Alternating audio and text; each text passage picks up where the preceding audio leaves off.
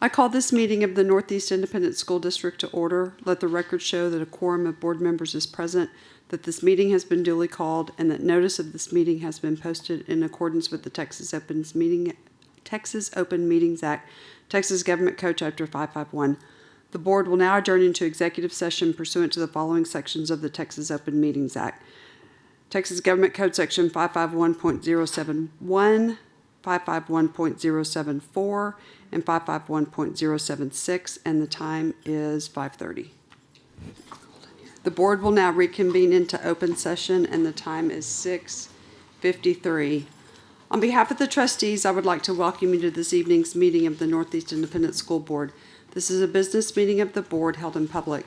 We appreciate your attendance and request your respectful attention. We welcome your comments during the Matters from the Floor section of the agenda. If you signed up to address a specific action agenda item, you will be called at that time.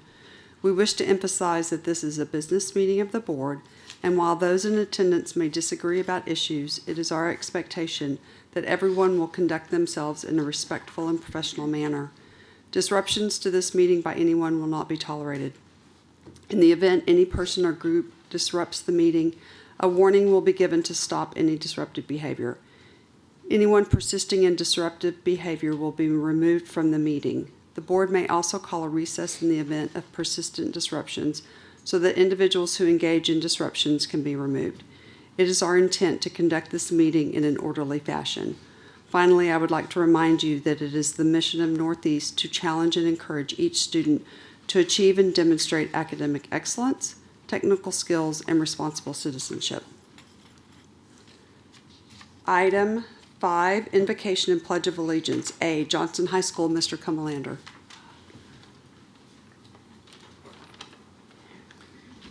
All right. Good evening, Madam President Grona, members of the board, Dr. Micah, executive staff, and guests.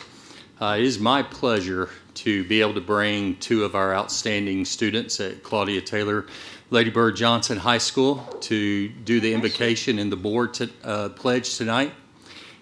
When we get tasked with this, it's always a challenge to decide who, but these two definitely stood out. They fit in with academics, involvement both in the community as volunteers, fine arts, athletics, being part of clubs, and leading at Johnson. And they fit every one of those criteria. It's my pleasure to introduce first Miss Ashley Brown, one of our 12th graders. Stand up, Ashley. Come on up here. Some of Ashley's accomplishments is she is received at the gold level the Northeast Student Volunteer Award and the Presidential Volunteer Service Award pretty much every year. Her list of service is remarkable. She was selected to represent Johnson last year for the American Legion Auxiliary Texas Girls State. She's a National Honor Society president for this year. She's a member of our Johnson Pals, our student council, and our HOSA club. She played basketball and was a member of our girls basketball for 3 years, including being academic all-district for 2 years, a member of volleyball team for 2 years and academic all-district. She was a member of our College Board National African American Recognition Program Scholar this past fall. She's an AP Scholar with distinction, which means she averages higher than a 3.5 on all AP exams that she's taken. And she was just selected as a winner of the Valero Alamo Bowl Student Athlete Scholarship. Wow. So we are very proud of those things that she's done. Ashley is here with her parents, Marilyn and William Brown. Please stand and be recognized. Also here we have Ryan Post, 12th grader. Ryan, stand up. Some of Ryan's accomplishments, he is a 4-year member of our orchestra at Johnson, 3-time TMEA All-State Orchestra member, also 3-time TMEA Texas Music Scholar, 3-time UIL State Solo and Ensemble participant, including being named the Outstanding Performer this year for 2021 for the state. very impressive. He can play the cello better than I can. He's been a member of our orchestra officer for the past 3 years, including the president this year. He's a Johnson Senior Class Officer for the whole senior class. He was a 2021 College Board National Merit Commended Scholar this year, being recognized at halftime earlier. And he was selected to represent Johnson as a Texas Boys State for the summer delegate. So they both have done things to be recognized to be Texas Boys and Texas Girls State. That they cover every gamut of what we want from our 360-degree kids. And so Ryan is here with his parents, Julie and Andrew Post. Please stand and be recognized. Also excited to say that, they've had older brothers go through Johnson and through all of our schools, and they're another fine example of what has come through Northeast and what we're excited about in the Johnson cluster.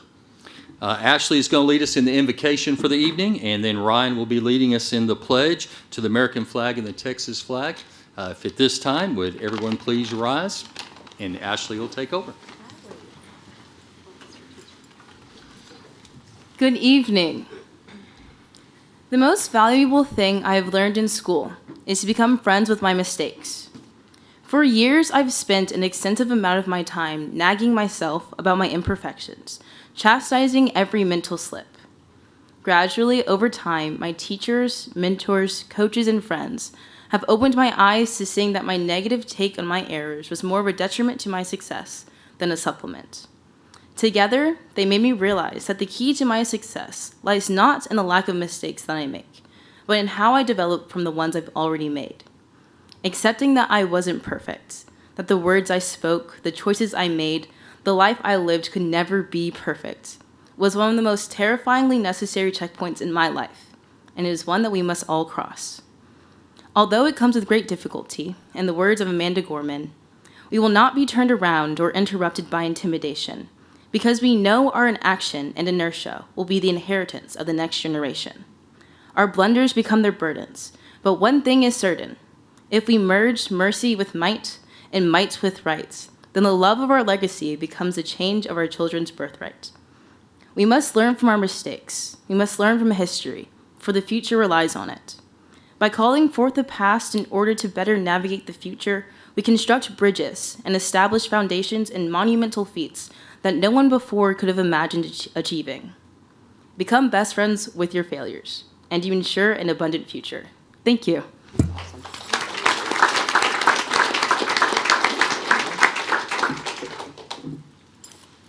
I pledge allegiance to the flag of the United States of America and to the republic for which it stands, one nation, under God, indivisible, with liberty and justice for all. Honor the Texas flag. I pledge allegiance to thee, Texas, one state under God, one and indivisible.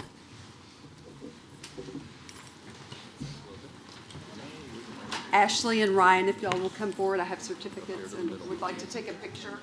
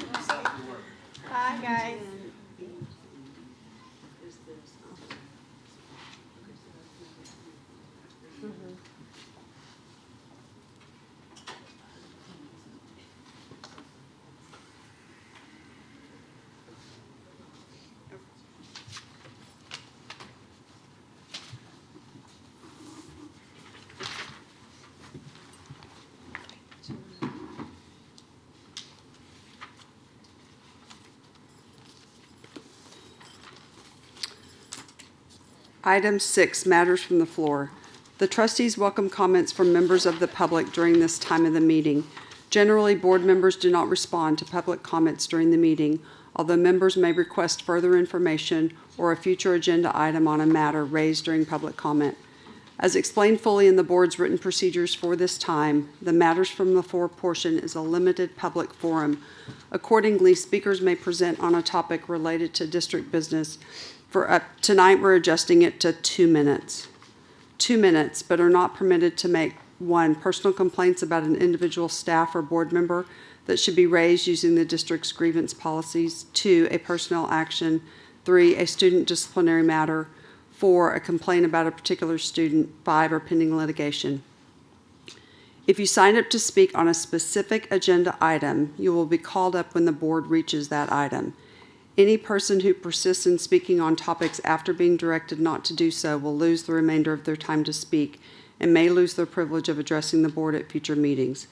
We also welcome written comments at any time, either through mail at board@neisd.net or by mail, care of the superintendent's office at 8961 Tesoro Drive, 6th floor, San Antonio, Texas, 78217. I just want to reiterate that it looks like we had 2 people that signed up to speak during matters from the floor, and then, just one? Just number 12. And then everyone else signed up to speak to a specific agenda item. So when we get to that specific agenda item, you will be called up. So, Ms. Huey? Number 12.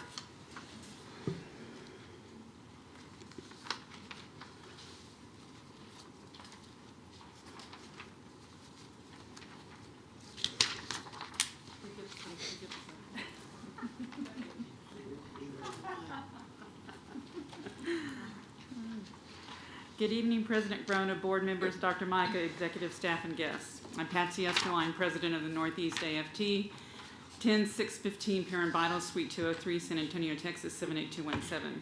Tonight, I want to share my Santa letter with you. Dear Santa, as you know, education has been insane since the pandemic. Anyone who works at a school or for a school district doesn't have time to be naughty, since there is not enough time in the normal day to get everything done. For instance, teachers are attending an excessive amount of planning meetings, plus they have multiple days of duty each week. Let's not forget the required lesson plan template that teachers spend more time on making it look good for their instructional coaches and administrators than they actually spend creating quality lessons. Everyone is asking for time, Santa. Time to do what matters most. Connect with students during the school day. Time to connect with their own children and spouses at the end of the day. Time to heal if anyone becomes ill without being made to feel guilty for taking the time off. Time to rest and recuperate from the first semester of this school year. Time to recharge for the second semester that starts January 3rd. Santa, do you have room on your sled for back and neck massagers? Almost everyone could use one, including our cafeteria workers, our custodians, our bus drivers, and our bus mechanics. If you find any extra ESSER dollars, another retention supplement would come in handy. Santa, you have lots of work to do to take care of the Northeast Independent School District family. Thank you.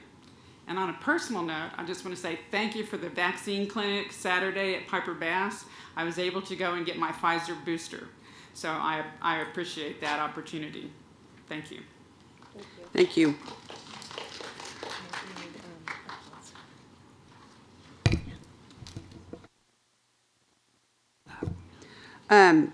Item 7, matters from executive session. A, personnel including but not limited to administrative appointments pursuant to Government Code Section 551.074. 1, possible action regarding routine personnel including but not limited to administrative appointments. A, senior director for risk management, benefits, and health services. Do I have a motion to approve as discussed in executive session? So moved. Thank you, Mr. Byer. Do I have a second? Second. Thank you, Mrs. Williams. All those in favor say aye. Aye. Opposed? The motion carries. Item 2, possible action to submit complaint to SBEC for job abandonment without good cause by Chapter 21 contract employees. Do I have a motion to approve as discussed in executive session? So moved. Thank you, Mrs. Winkley. Do I have a second? Second. Thank you, Mrs. Williams. All those in favor say aye. Aye. Opposed? The motion carries. Item 8, presentations. A, campus library book review update. We're going to have Dr. Micah and Mr. Jarrett do the presentation, and then we will do matters from the floor after their presentation. Dr. Micah. Thank you, Madam President. So, in preparing for this evening, you know, I've become acutely aware over this past week, words really do matter. And so, traditionally, as you guys know, I usually sit up here and I speak, but I really took some notes and I wrote some things down because I do not want people to take a word and misinterpret it or to take it and run with it somewhere else. So I apologize as I look down. That's not typically how I do it, but it was important for me to get this correct. So I understand that people are passionate about what their students have access to and what they read. In addition to the people who are here this evening to share their thoughts, I've also received emails from parents and community members. And staff, like Mr. Jarrett and others, have talked to some on the phone. Our community is diverse, and that is our greatest strength. Our different experiences come together to make a robust community. I want to state we are not banning books. Northeast educators, myself included, we believe that our school library should be a place where different viewpoints are made available. Libraries should and must be inclusive of all children. As educators, we have a responsibility to ensure that the content in our libraries is age appropriate and academically appropriate for our children. In fact, as you well know, Board Policy EF Local says that the district should provide a wide range of instructional resources that present varying levels of difficulty, diversity of appeal, and a variety of points of view. The review of our book collection started last year when one book was brought to my attention. You cannot imagine my surprise to learn that a very old copy of Little Black Sambo was in an elementary library with characters of African Americans depicted in a very negative manner. I found this book offensive and as well as others, and as best I can tell, and this is the best I can tell, that book had not been checked out since 1988. Which led me to the question, what else is on our shelves? Mr. Jarrett, our Chief Instructional Officer, and I began to brainstorm how we would review our library collection across the district to address other possible examples like this one. Ladies and gentlemen, we have over 750,000 books in our book collection. Then along came the letter from Representative Krause. I understand that his list became a lightning rod because it included many well-regarded and award-winning books. People in our community felt attacked by the list, and books that are appropriate and relevant for our library shelves were on it. While the Krause list may be politically motivated, the review of our books is not. Some of the books on his list include graphic material that is not appropriate for a young audience. As a parent myself, you all well know I have 2 children. I would not have wanted my elementary age kids to read some of those books, not because of their overall subject matter or the author, but because of the material that was not age appropriate within it. Then the governor followed up the inquiry by Representative Krause with a directive to the Texas Education Agency to investigate any criminal activity related to the, quote, availability of pornography in public schools, and to refer any instance of pornography being provided to minors under the age of 18 for prosecution to the fullest extent of the law. Governor Abbott's letter cited Texas Penal Code. So as you all well know, the way I am, I went and read the corresponding sections and sat down with the attorney for the district. Ladies and gentlemen, I want to be clear. When I read it, I promise you it caused me a tremendous amount of concern because I didn't want our librarians or district caught up in a legal battle. We must do our due diligence and go through a review process, not because of fear or penalty, but because it's the responsible thing to do. There have been headlines based on speculation and social media postings. Again, we are not banning books. We asked our highly skilled librarians to review the books on the list and decide if the books contained age-appropriate content. I want to take a moment to thank our school librarians for swiftly moving through the review process and understanding the urgency to get this work completed. I know that they are committed to their profession and to providing a diverse, inclusive, and age-appropriate collection within their schools. Our intent is to review the entire library collection over the coming years.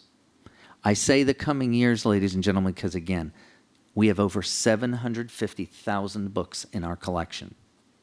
This is an opportunity, as we see it, to recalibrate our library collections, to enhance how our teachers cover the state's academic curriculum, and how our students access materials that interest them. This is an opportunity to ensure that our libraries represent the children in our schools.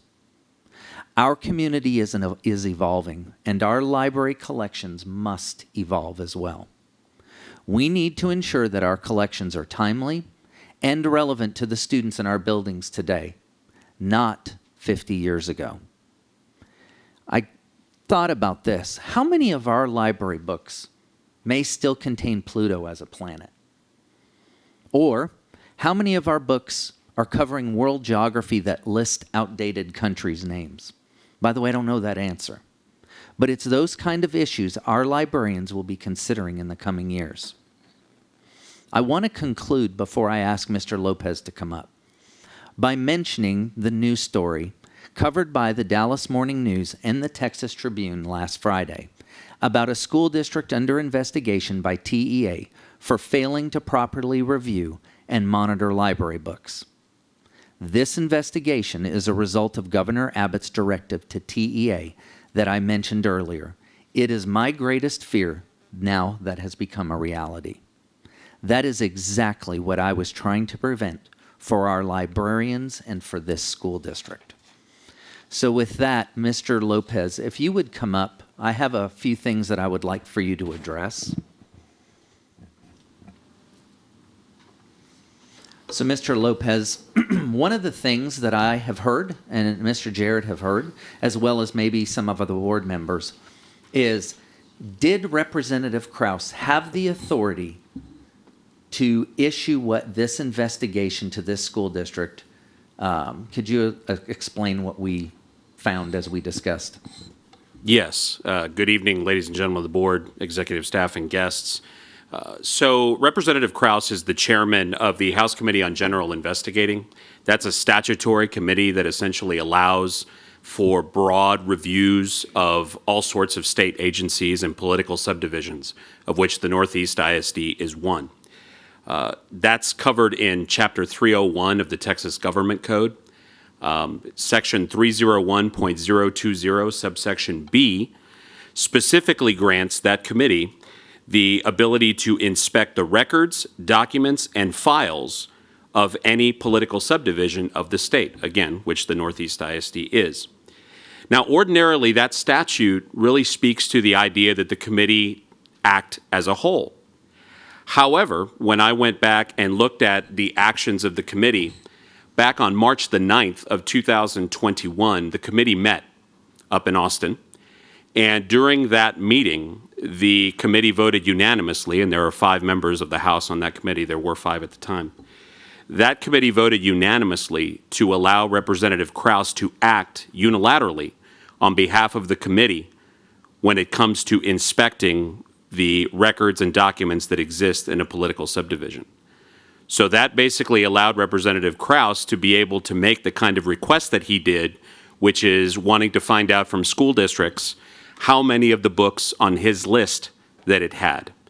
I would also point out that that information is generally going to be something that the district had in its library management system, so it certainly had those records accessible to be able to determine which of the books that were on Representative Krause's list were in the district's possession somewhere on a campus library.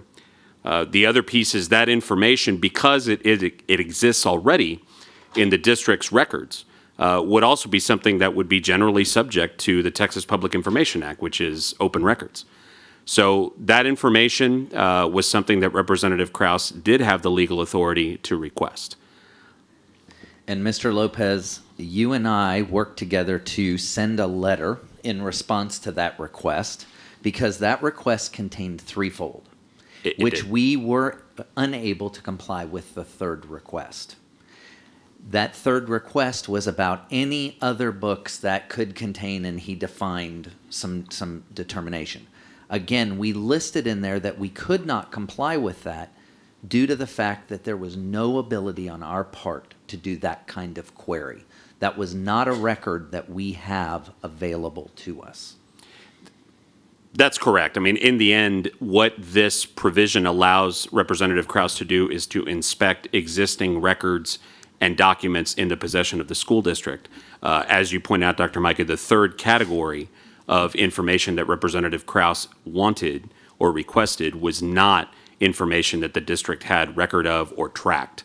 And so as a result, as what we explained, that we could not provide that information to Representative Kraus because it wasn't in the existing records of the district. So Mr. Lopez, when you and I, once Governor Abbott's letter came out and he talked about the penal code, can you elaborate for the Board of Trustees and for the audience what we kind of read together and what you explained to me when it comes to the penal code? Because for me anyway, as a school person, we have broad immunity from many things, except when it comes to the penal code.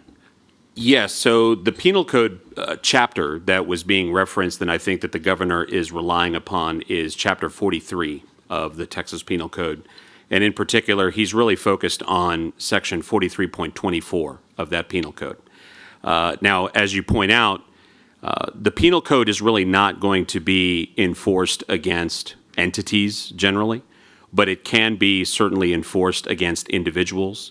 And if an individual school employee were to be found to have violated the penal code, regardless of whether we're talking chapter 43 or otherwise, that person does not get to hide behind immunity as a result of criminal conduct. The penal code provision at issue really governs making what it calls harmful material available to minors, and it's a Class A misdemeanor.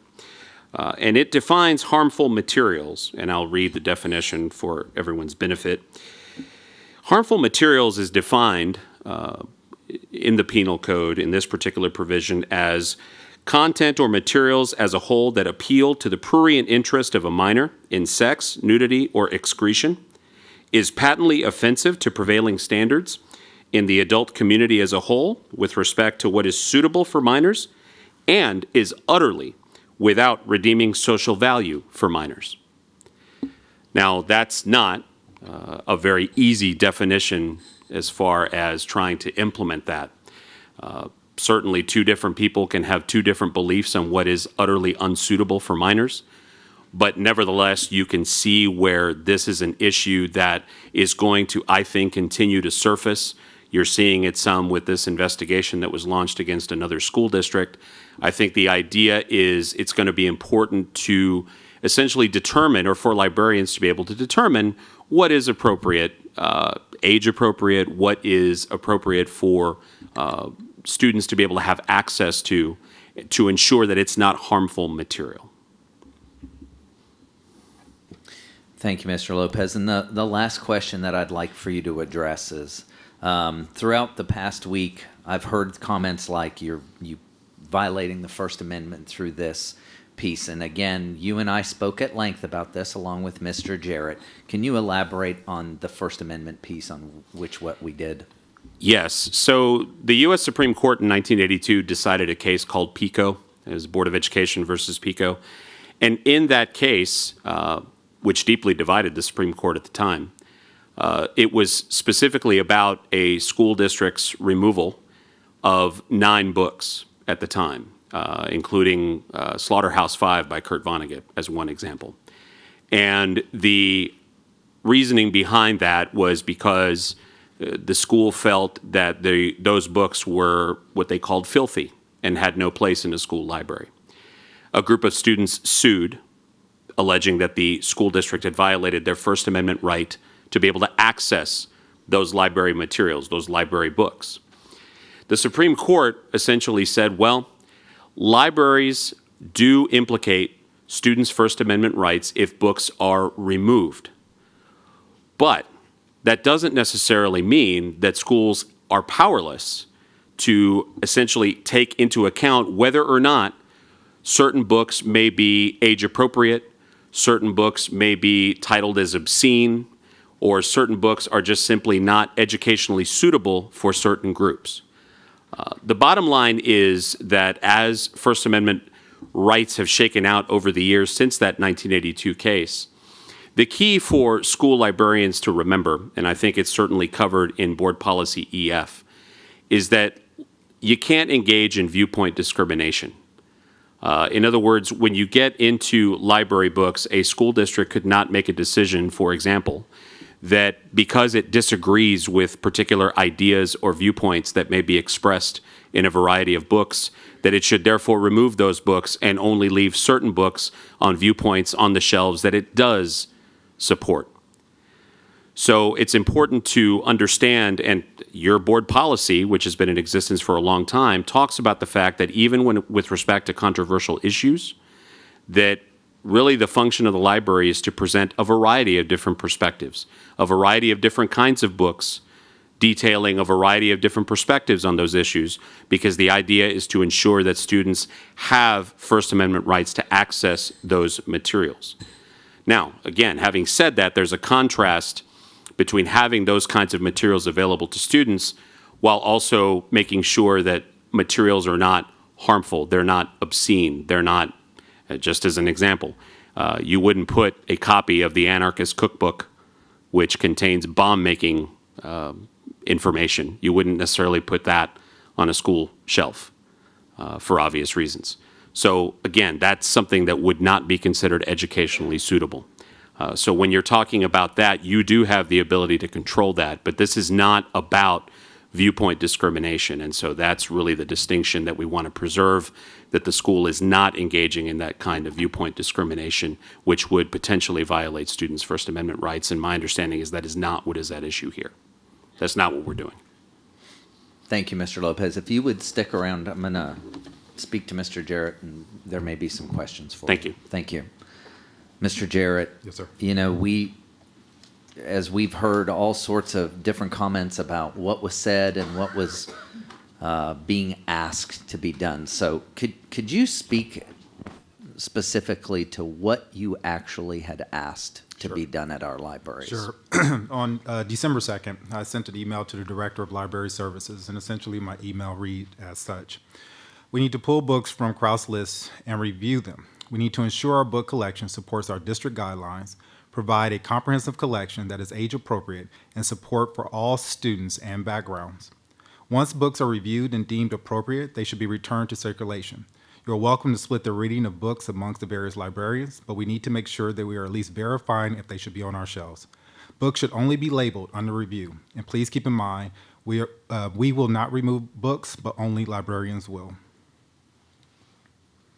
So, Mr. Jarrett, with that, your expectation was, because we've heard all sorts of things about, another email that's floating around. Were you ever, so if a child came in, let's put it this way, if a child came into the library and wanted one of those books on that list, what was the ask of the librarian? At the time, the librarians essentially were reviewing the books as such. But if a child came in and said, I really want to check this book out, that librarian can go out of order in any way to review that book, make sure it's age appropriate, and of course, deliver that book to the child. There really wasn't a process because each individual librarian decided to verify their own books instead of splitting them up amongst each other. We thought that would make the work go a lot faster, but all libraries are very different and unique, and so they were taking care of their own libraries. Some of our libraries only had 2 books on the shelf, some had 20, some had 150, and so it just depends on where it was at. But if a child wanted the book, then a librarian could work with them, and we would not get in their way of saying, no, you can't issue that book to the child.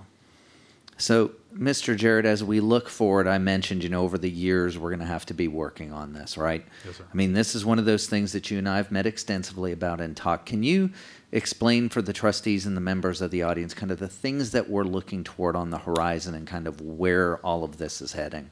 Yeah, so, and I want to just echo first what Dr. Mike said. There is no intent whatsoever to remove books from the library.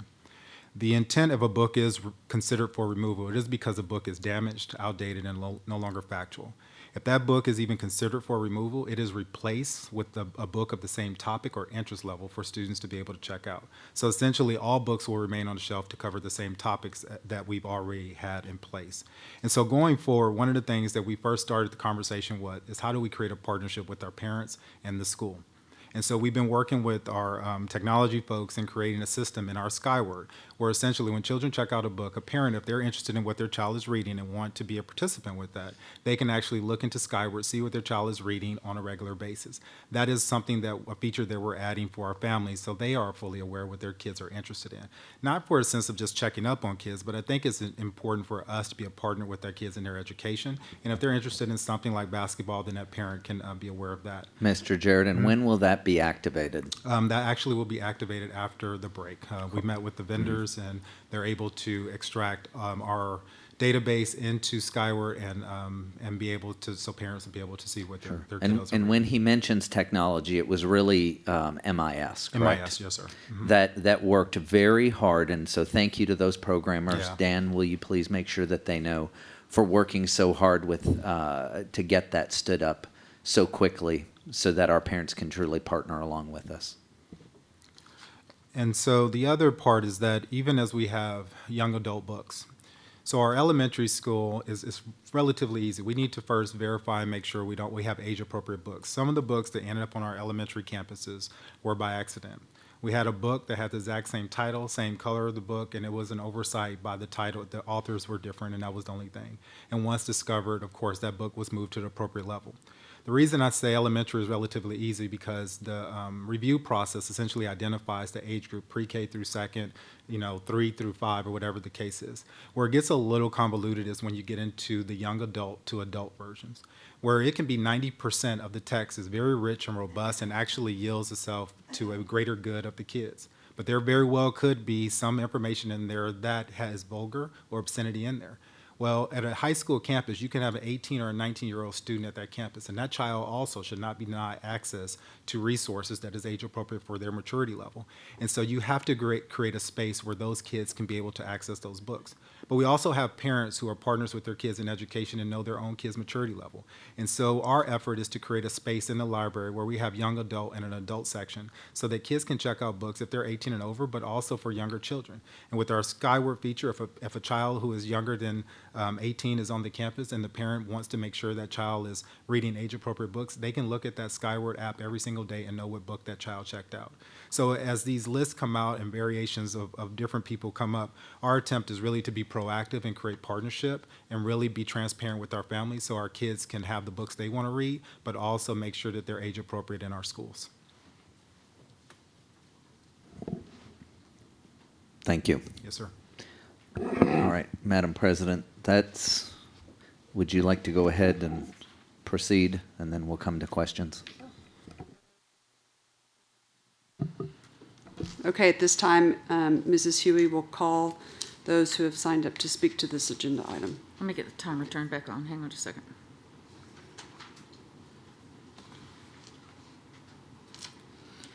Number 2,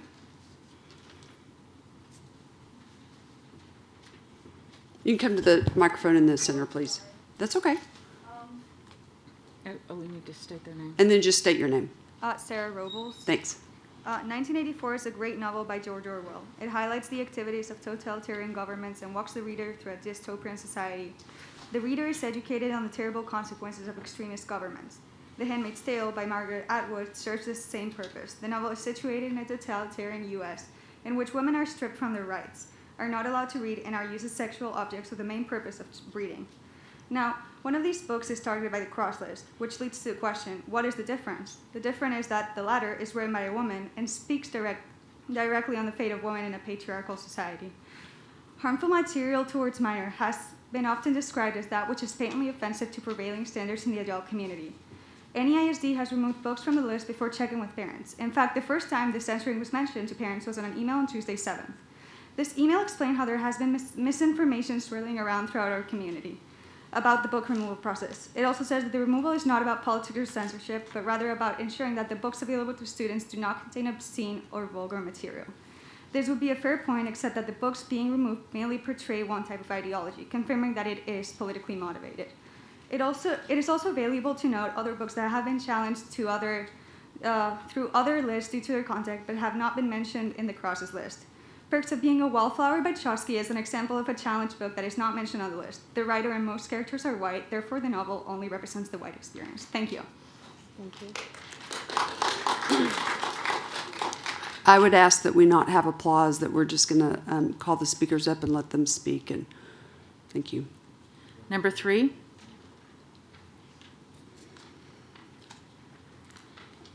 My name is Hallie Betts. Thank you all for having me here today. A landmark Supreme Court case, Island Tree's Union-Free School District v. PICO, clearly states that students' First Amendment rights may be directly and sharply implicated by the removal of books from the shelves of a school library. The case also highlighted that school boards may not remove books from school library shelves simply because they dislike the ideas contained in those books. The main themes of the books listed in the Krauss list are minority groups, LGBTQ+, women, and sexual education. These facts prove that NEISD's book censorship is indeed a partisan issue. The guiding principles section of the official NEISD book removal guidelines states that access to a challenged resource shall not be restricted during the reconsideration process. NEISD librarians have been asked to, and I quote, temporarily remove each of the books from the shelves and do not circulate the books, a clear violation of the pre-existing district policy. Ms. Godowski, Ronald Reagan's librarian, has a master's degree in library science and follows a delicate procedure when ordering books from the library. She relies on reviews from professional journals such as School Library Journal, Crooked's Reviews, and Book List, award-winning lists of books for young adult readers, and also consults with other librarians with master's degrees in library science. Any requests from teachers and students are vetted to make sure they have appropriate reviews and support the curriculum. The idea that NEISD used the list, Krauss's list, as a jumping-off point is inconsistent. The list itself was created by a politician with intent to appeal to supporters of his respective political party. Thank you. Number 4.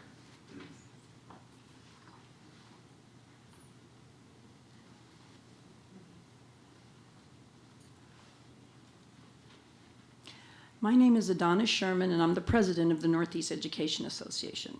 The Northeast Education Association is concerned about the books that have been targeted for review. The Northeast Education Association and the Texas State Education Association believe that this book review has a political agenda, as Representative Krauss is a candidate for Attorney General.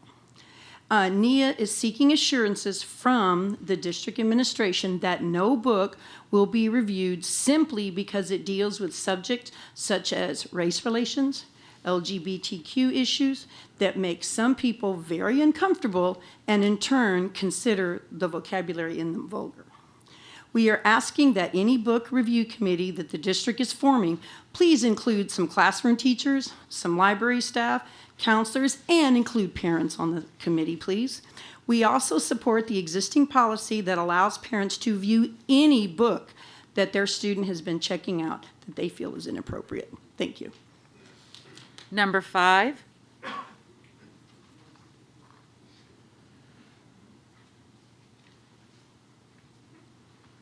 My name is Luke Rosenberger. I live in District 4. NEISD Local Policy EF defines, among other things, a specific and transparent district process for reconsideration of instructional resources, including library materials, by a representative reconsideration committee. Most importantly, Local Policy EF establishes guiding principles for reconsideration, including that parents' ability to exercise control over reading, listening, or viewing matter extends only to their own child, and that access to a challenged resource shall not be restricted during the reconsideration process, except by request from a parent for their own child. If the current master review of library materials is not conducted with full transparency according to existing board policy, it undermines the legitimacy of that policy. Library professionals, parents, and the community you represent follow that policy.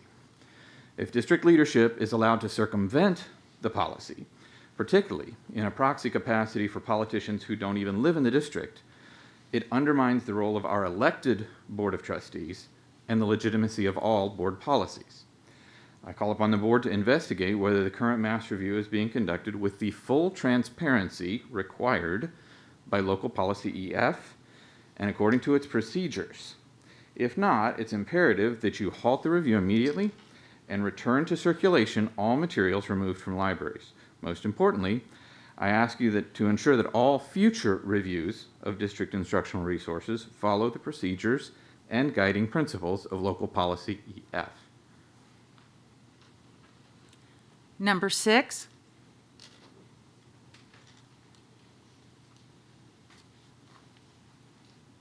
Good evening, Board. My name is Michelle Solis. I'm a parent, and I'm also a product of the Northeast Independent School District. I spent my first 8 years at Colonial Hills Elementary School and Jackson Middle School, and the education that I got here allowed me to become a senior leader in the Department of Defense at the Pentagon. And the education that I got here, it was a great education. I think the concern that you're hearing is that the Representative Krause's list is the list that is the jumping off point for this review. That list contains books on Black Lives Matter, racial justice, gender equality, teen pregnancy, sexual education, Roe v. Wade, and LGBTQ stories. These books should not be removed from the library. They should be put back into circulations. Our students deserve these different voices and these different perspectives. I think more importantly, these are our future leaders, and they need to have these different voices and these different perspectives if they're going to lead in a multicultural society. Thank you. Number 7.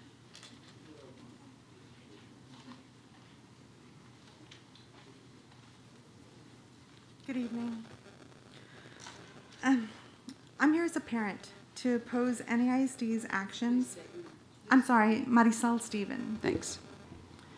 I'm here as a parent to oppose NAISD's actions concerning Matt Krause's book investigation. He has no authority to make this request, no degree in library science, and refuses to discuss how the list was compiled. This book list is a politically motivated assault on the voices of authors, specifically women, people of color, and LGBTQ. My student has a right to receive information and ideas, and I have a right to decide for my family what is appropriate. In response to Matt Krause's concerns, I say, I am ill at ease. I have discomfort. My son is concerned that his voice and the voice of his peers will be silenced. They require the representation they find in the books on this list. Matt Krause's list is an obvious attack on diversity from a school district that aims to be inclusive. NAISD is responding to his inquiry by pulling these books off the shelves and taking a political stand by doing so, and stripping me and my son of our rights, not to mention straining an already understaffed school, so all the schools. I would ask you to please be more transparent in the investigation you are conducting. Share memos and emails of the investigation showing what was done prior to receiving Matt Krause's list, and reveal how books are determined to be appropriate and by whom. Your attorney said some books may be educationally suitable for certain groups. Can you please elaborate? Your attorney used the word obscene a lot as well. I think that word does fall under viewpoint rights. Thank you. Number 8.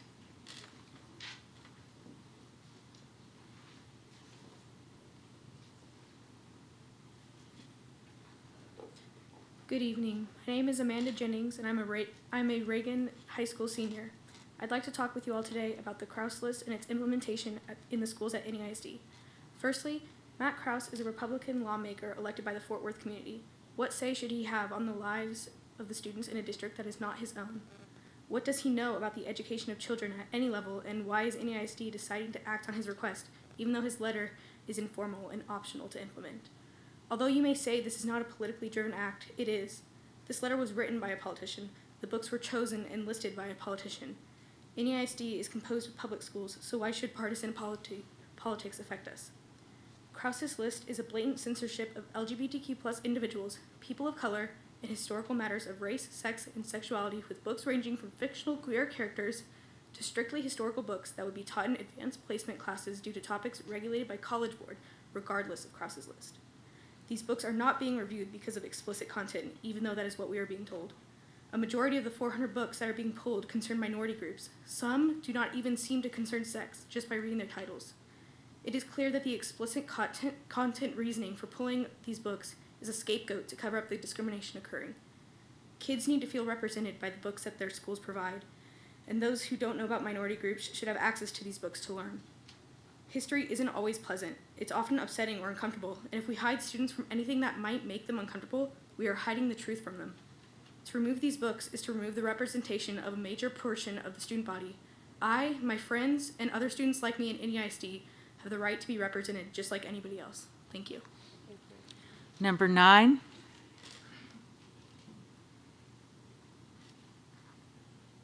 Hello there.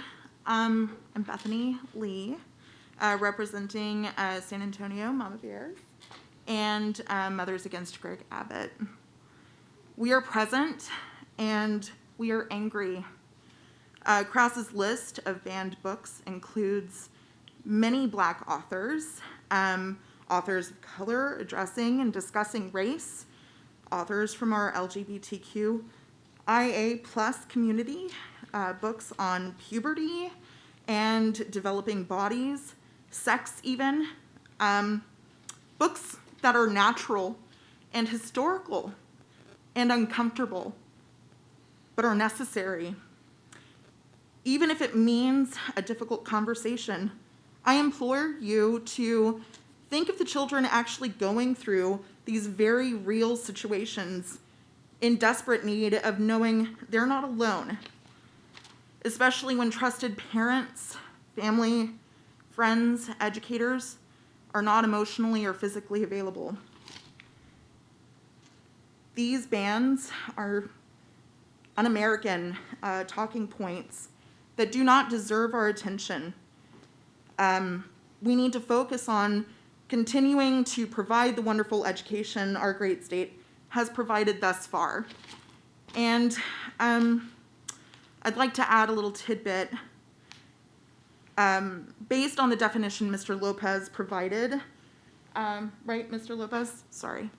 The Christian Bible should also be on this list, and yet it's available in our library. As a Christian, I'm all good for it, but let's not be partial, right? Education should not be partial. There must be free access for all. That's it. Number 10. Oops, sorry. Good evening, NEISD Board and Administration. My name is Heathcliff Lopez, and I'm a teacher at MacArthur High School. As we get into the ramifications of the decision on censorship, I'd like for you to take a moment to consider the optics of the entire situation. We have our superintendent, a straight white male, admitting that he has wanted to complete a book review of our libraries for some time, and then use the list presented by Representative Krause, another straight white male, to review the suggested list of authors and books that are predominantly LGBTQ voices and stories of non-white experiences, the stories of minority voices. Something to remember about this entire battle against books is that everything NEISD is doing is through intentional choice. If this decision was made in good faith for the sake of our students, you would have initially consulted those who would be directly affected in managing these resources, teachers and librarians. Instead, you have undermined all of our librarians' professionalism. The titles on Krause's list are all titles written within the last 20 years, the time when more marginalized and minority authors are writing books reflective of their experiences. These titles allow us as teachers to provide students the full range of texts as required by TEA, classical, traditional, contemporary, and diverse. As an educator, I understand there should be appropriateness when it comes to what students read. What I can't help but notice is the amount of cherry picking that is happening concerning the types of experiences you are choosing to suppress.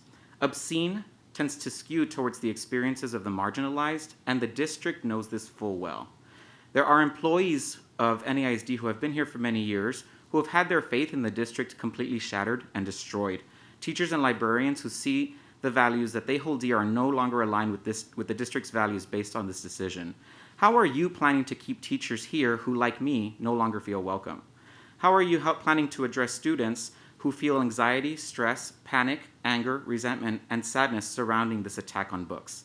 It has been devastating. The impact is real, and the impact always outweighs intention. Thank you.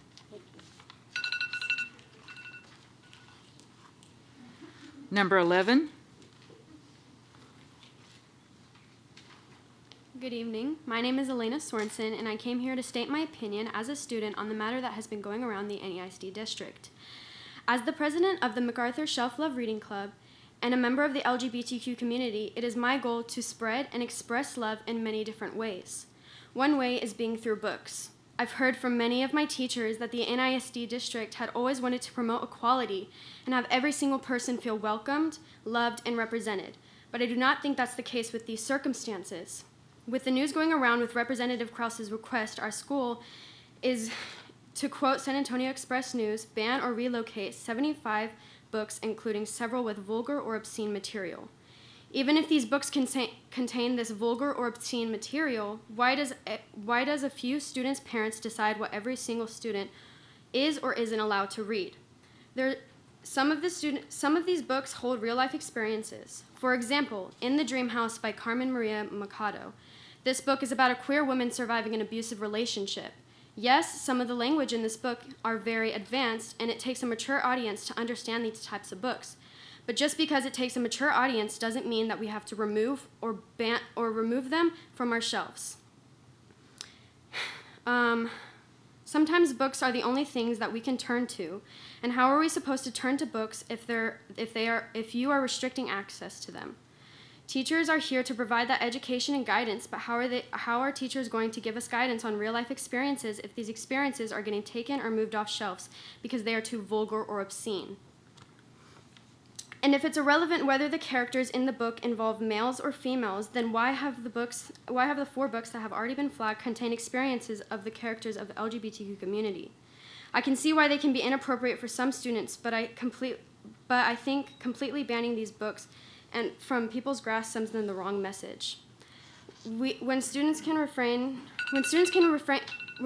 just refrain from reading these books. Your time is up. Number 13.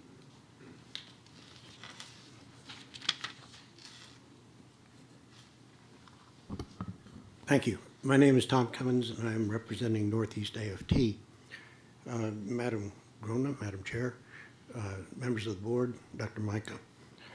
Well, first I'd like to say I'm being outspoken by the students, so I feel much better about the future now. I was getting nervous there for a while, but now I'm good. But I would like to speak about Matt Krause and how this is a political ploy to get him elected Attorney General.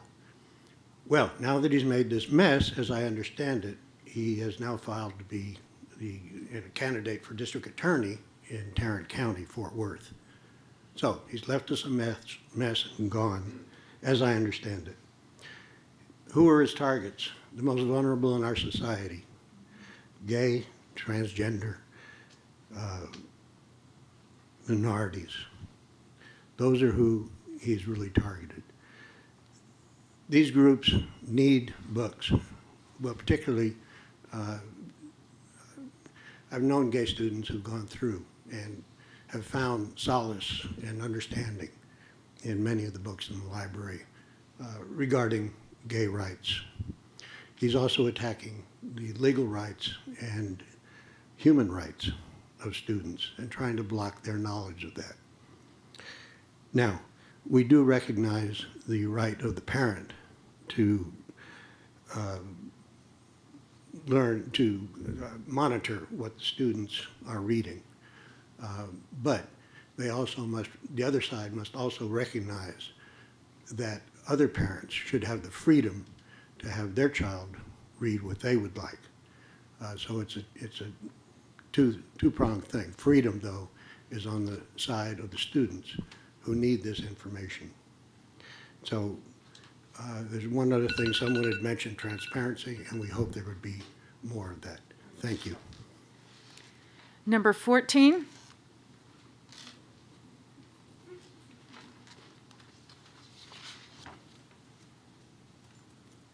evening. My name is Crichton De La Rosa. I'm actually a former NEISD student pursuing higher education these days. So I wanted to bring up a few points here. There's no real way around the fact that this is in fact political, even if you guys don't intend it to be. It is political because of the starting point. I mean, if I give you a list of a few different things and they all fall under one theme or a few themes, and those are the ones up for review, obviously it logically follows that those will be targeted more so than others. But I don't think you guys are doing it because you're evil or refusing to see diversity or anything like that. From the way that Mr. Lopez made it sound, it almost seemed like the state was giving you basically no choice. If that's the case, I would urge you only to look further into your community for power. We all have been pretty insubordinate of this motion by Krauss. And again, I'm not here to paint you guys as supervillains. I don't think anyone is, really. I think you guys are humans just like everyone else. But this comes with an asterisk. You can't claim no political affiliation. Just in the few minutes I was reviewing, I counted 107 books from the 850 books, all explicitly titled with LGBT titles. That's just one topic. I'm sure it follows similarly for the others. So I'm urging the members of the board to reconsider doing this and instead seek guidance from our community and not any community in Fort Worth or any Republican lawmaker not nearby our city who knows nothing of our struggles. Thank you. Thank you. Number 15.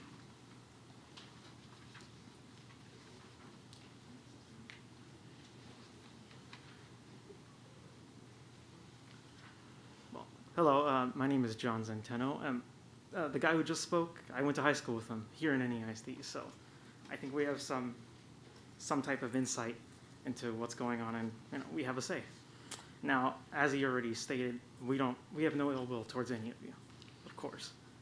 But as he also stated, I agree that this is definitely politically charged. I mean, when we think of the words vulgarity and obscenity, those are inherently kind of obscene.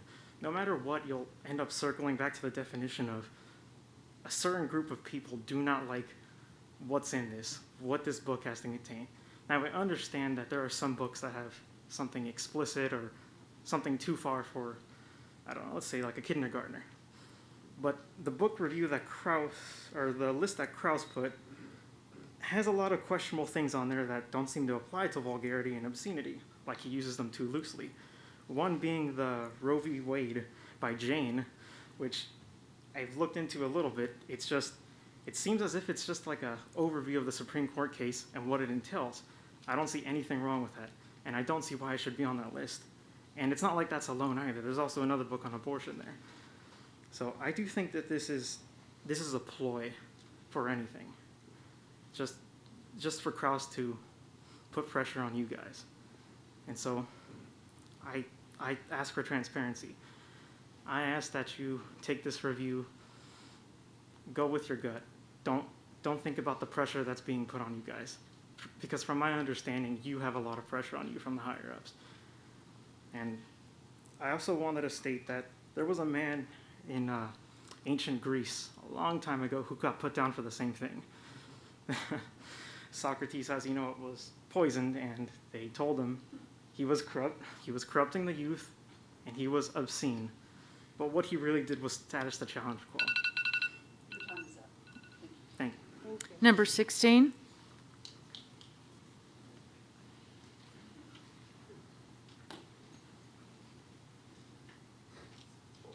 Hello. Thank you so much for listening to us, as it is also our right to be heard. My name is Habiba Noor. I am a parent of 3 children in NEISD. I'm also a professor of education at Trinity University. I support and agree with everything that's been said so far about the book ban. I appreciate Dr. Micah's comments about asking what else are on these shelves. Do we have information, saying that Pluto is a planet on these shelves? I think that's a really good question. And I think that we ask this, as a professor at Trinity, I might be teaching something in one class, and I find that in another class they're learning something very different, right? I think we know that knowledge is contested, and to think that we have to sort of filter through and sort through the books to create a single definition of knowledge is actually an impossible task. And so that's in the NEIC libraries, that's going to be in the public libraries, and that's also in the university libraries. Yes, we want to remove racist depictions of all kinds of people. That I understand that. I understand that point of wanting to take out the book that you mentioned, Dr. Micah. But to get back to that question of what else is on the shelves, it's not just in the shelves, it's in the classrooms. I want to point out that, and sort of remind everyone that, Representative Krause didn't just invent this idea of trying to censor what's in the libraries. We are in the midst of a sort of culture war that is beyond the boundaries of Texas, that has been funded by the Heritage Foundation and other foundations, and it's all happening, it all started this summer and maybe even a little bit before. So right now we are kind of, there's a war that's being waged in schools throughout the country. I want to just also point out that, this past summer we know that HB 3979 was passed. And I'm sorry, your time is up. Thank you. Okay, thanks. Number 17.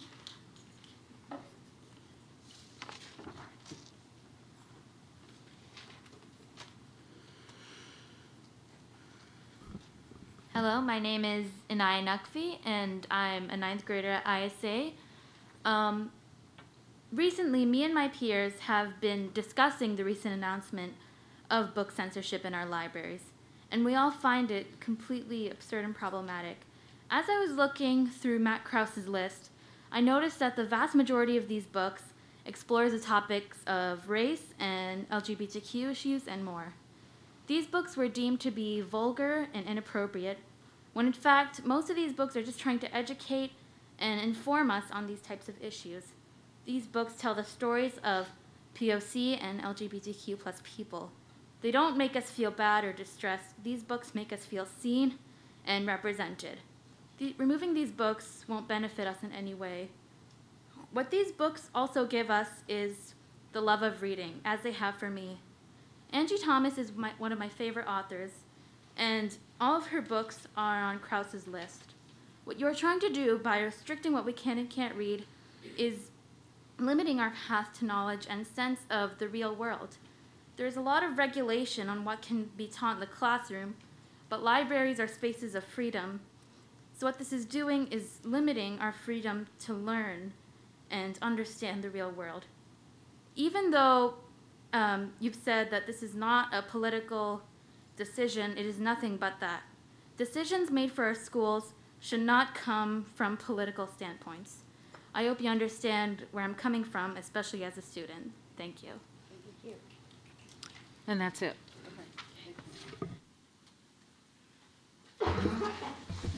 Okay, do I have board members that have questions or comments? All right, then I'm just going to start down here and go down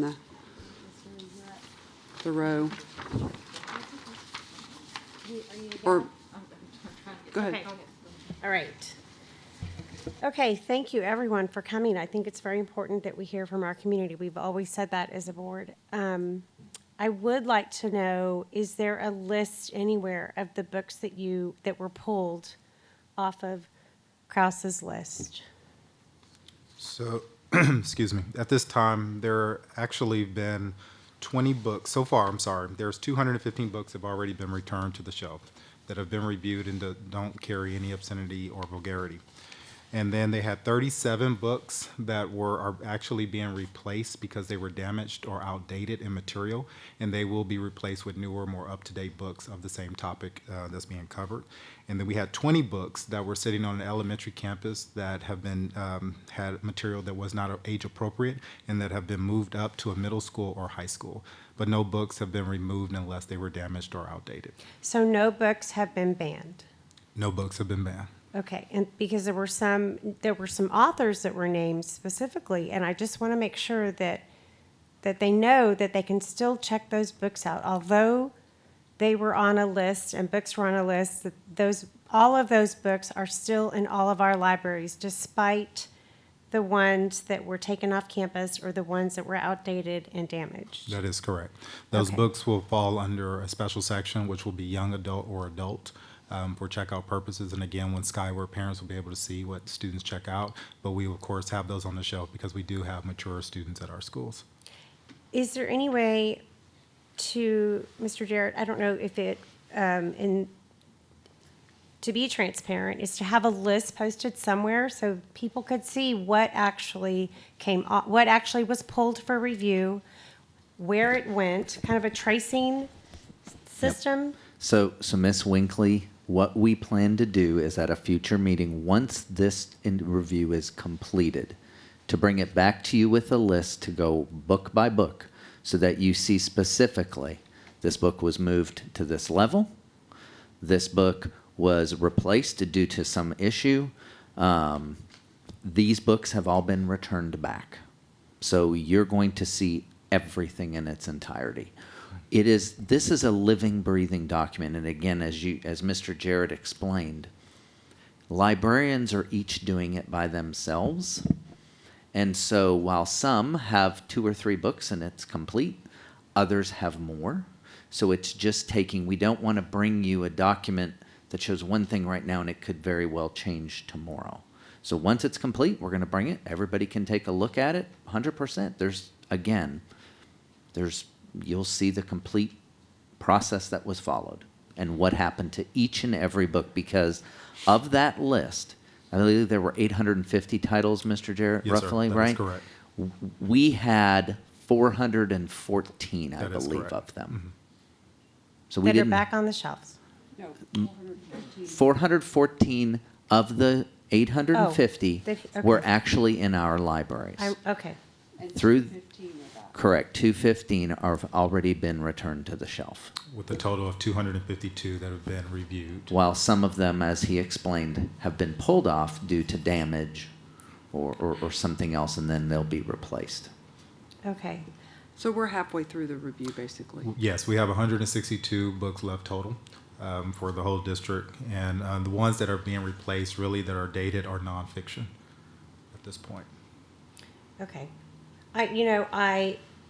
Again, grateful for the emails, grateful for the input. Particularly, I am with you, Mr. Cummins, to see our students come and speak in front of adults, and not just adults sitting in front of them, but the community, and knowing that you're on YouTube, that speaks volumes.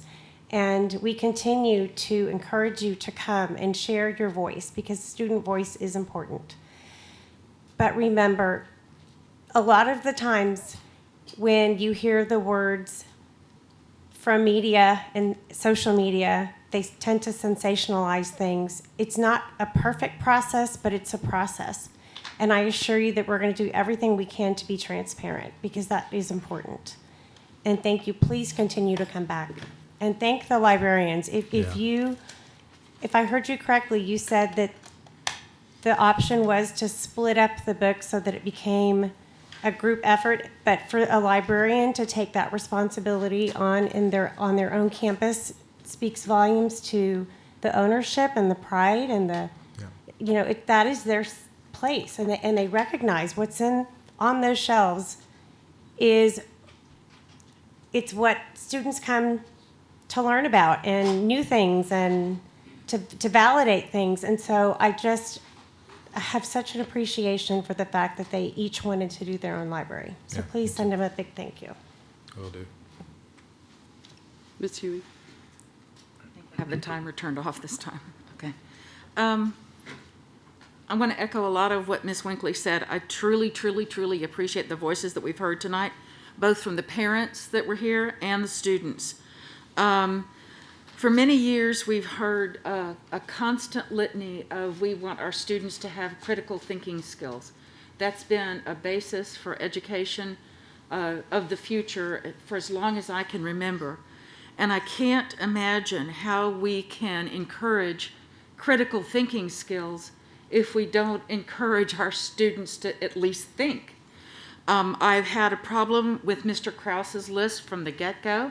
I felt it was selective. It was not representative of true availability of what our students are have access to. I felt it was, well, I guess I probably shouldn't even go there. I think that it's very comforting to hear that no books have been pulled, have been completely removed. I'm very reassured to hear that. I do want to clarify, were the books physically pulled from the shelves? They were Yes. taken out of circulation? Yes, or the books were taken out of circulation for the review process, and essentially what they were doing is verifying that it didn't have the two things. There was only two things they were to look for, if it was vulgar or obscene. And then if those books did have some of that, then they looked at, is it on the right age appropriate for the shelves it sit on? As many of the students here today have spoke so eloquently, high schools, like I said from the beginning, is very different because you do have a much more mature audience. But to surprise, we found one of the books at an elementary school that had very graphic information of a sexual nature. And so that's when the alarm kind of sounds off to say we need to review to make sure that we don't have these, or these books are on the appropriate shelf. It was never an intent to remove books, because I agree the books need to represent the communities in which they exist in, which is why our librarians were so intentional about saying, I want to review my books, because none of our libraries look the exact same. And we would be negligible to create a district-wide library approach, because each community deserves to have books that represent the children that live in them. Yes. And so that has been the intent of this process. I think that's really important to hear. I'm very much against pulling a book, because it's like Adana said, based on problems with race relations or LGBTQ. That is not acceptable to me personally. And I want to echo again, if a book is pulled for some reason, and libraries have always had the discretion to pull a book, it is replaced with a book of a similar topic and interest if it still is relevant to the student body. I think that's a really important point too, because I hope that means that our students are aware that they can rely on these incredible librarians to fill their needs for the books that they need to read, or to determine their life experiences or whatever. I really appreciate the emails that we received. They were extremely thoughtful. I thought it was very telling that there were only 2 that I'm aware of that supported a book ban. So I thought that was very interesting, that the voices that we've heard tonight were very representative of our community, I think, in a big way. I think it's important that we continue as a board. I know I will personally be continuing to watch how this moves forward. As I said, I did not care for Mr. Krause's list.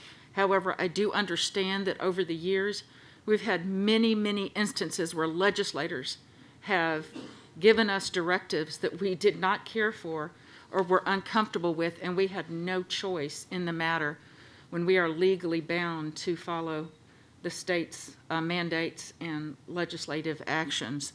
So I agree it was political, as are many of the things that affect public education. And I think it's important to keep in mind that many of our legislators are not familiar with public education and do not support it, and do not know the incredible people that work so hard for our children to give them the outstanding education that they have available. I think another important point that was made tonight by one of the parents is we cannot teach these children to the past. We want to teach them to the future. That's not to mean that there should be not an awareness of the past, but we cannot have this generation move forward if they're not able to think in a forward manner. So I strongly support a parent being able to select what their child reads. I do not support a parent choosing what another parent's child should or should not read. Every parent has that choice for their child particularly when it comes to reading matters. So that's kind of where I stand.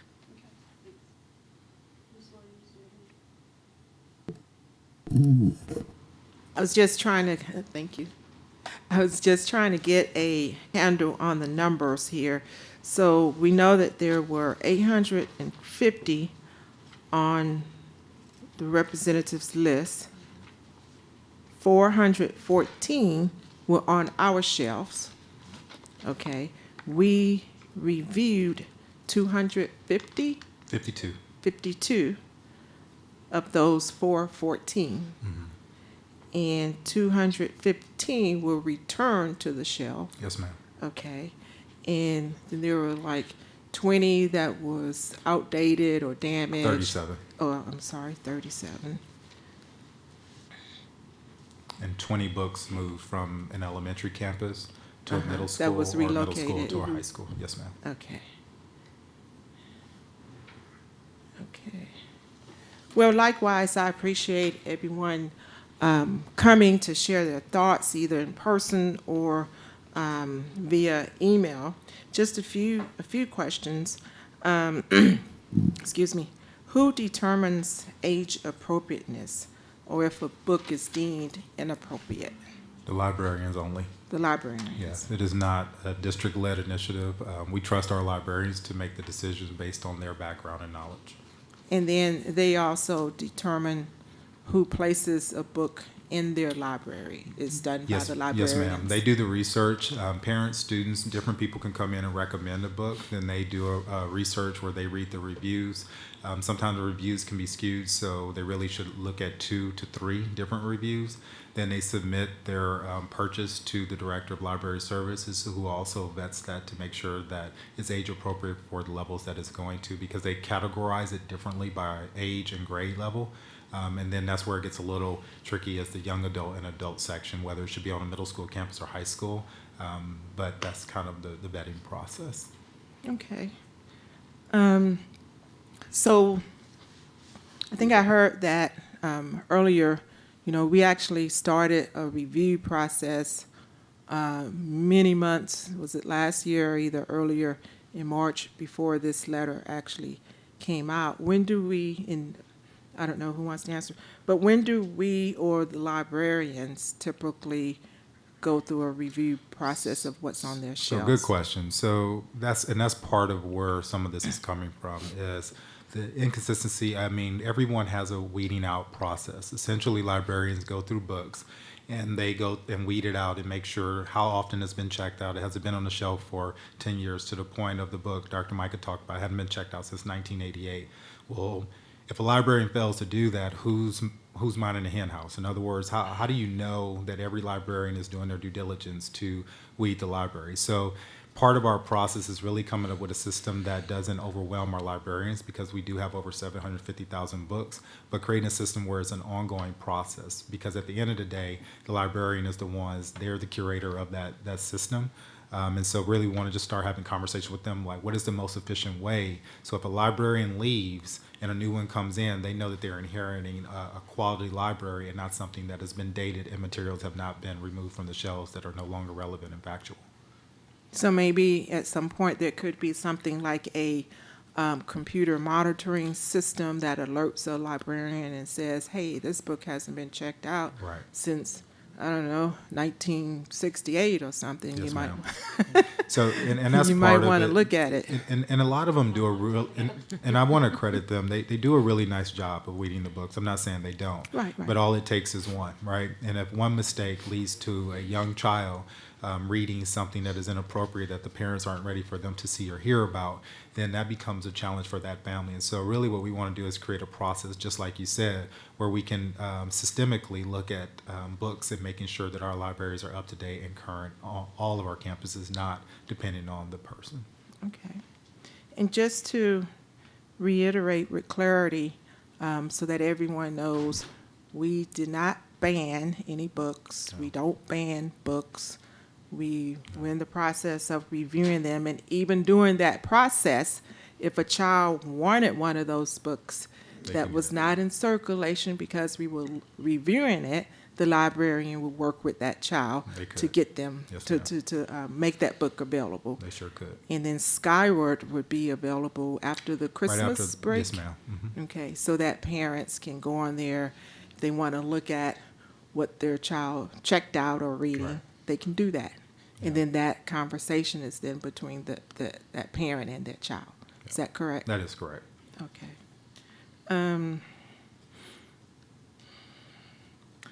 I think that answers all of my questions. Thank you. I think someone should have made sure it was age appropriate when I read 50 Shades of Grey. So I see other folks have read 50 Shades of Grey. Okay. Thank you. Yes, Thank ma'am. I'm not 100% sure I can follow that, but thank you everybody for being here. I do have some questions. I guess first off, I do want to say, speaking for myself and those I heard from my community, that I think the responding to the Representatives Krause list, I'm not supportive of. I know that there were some legal reasons why Dr. Micah and Mr. Lopez advised us that was going to be the action they took. I think it was something that was not warranted and was something that we just didn't need to take the time to do. I think we had other things. We have librarians that could review these books. I don't think we needed to justify to the state that we had them or didn't have them. But moving on from that, I did have some questions about that response to Representative Krause. And Dr. Mike, if you can, or Mr. Lopez, if you can remind me exactly what it is we said to the representative, or in summary, for the benefit of those here. Sure.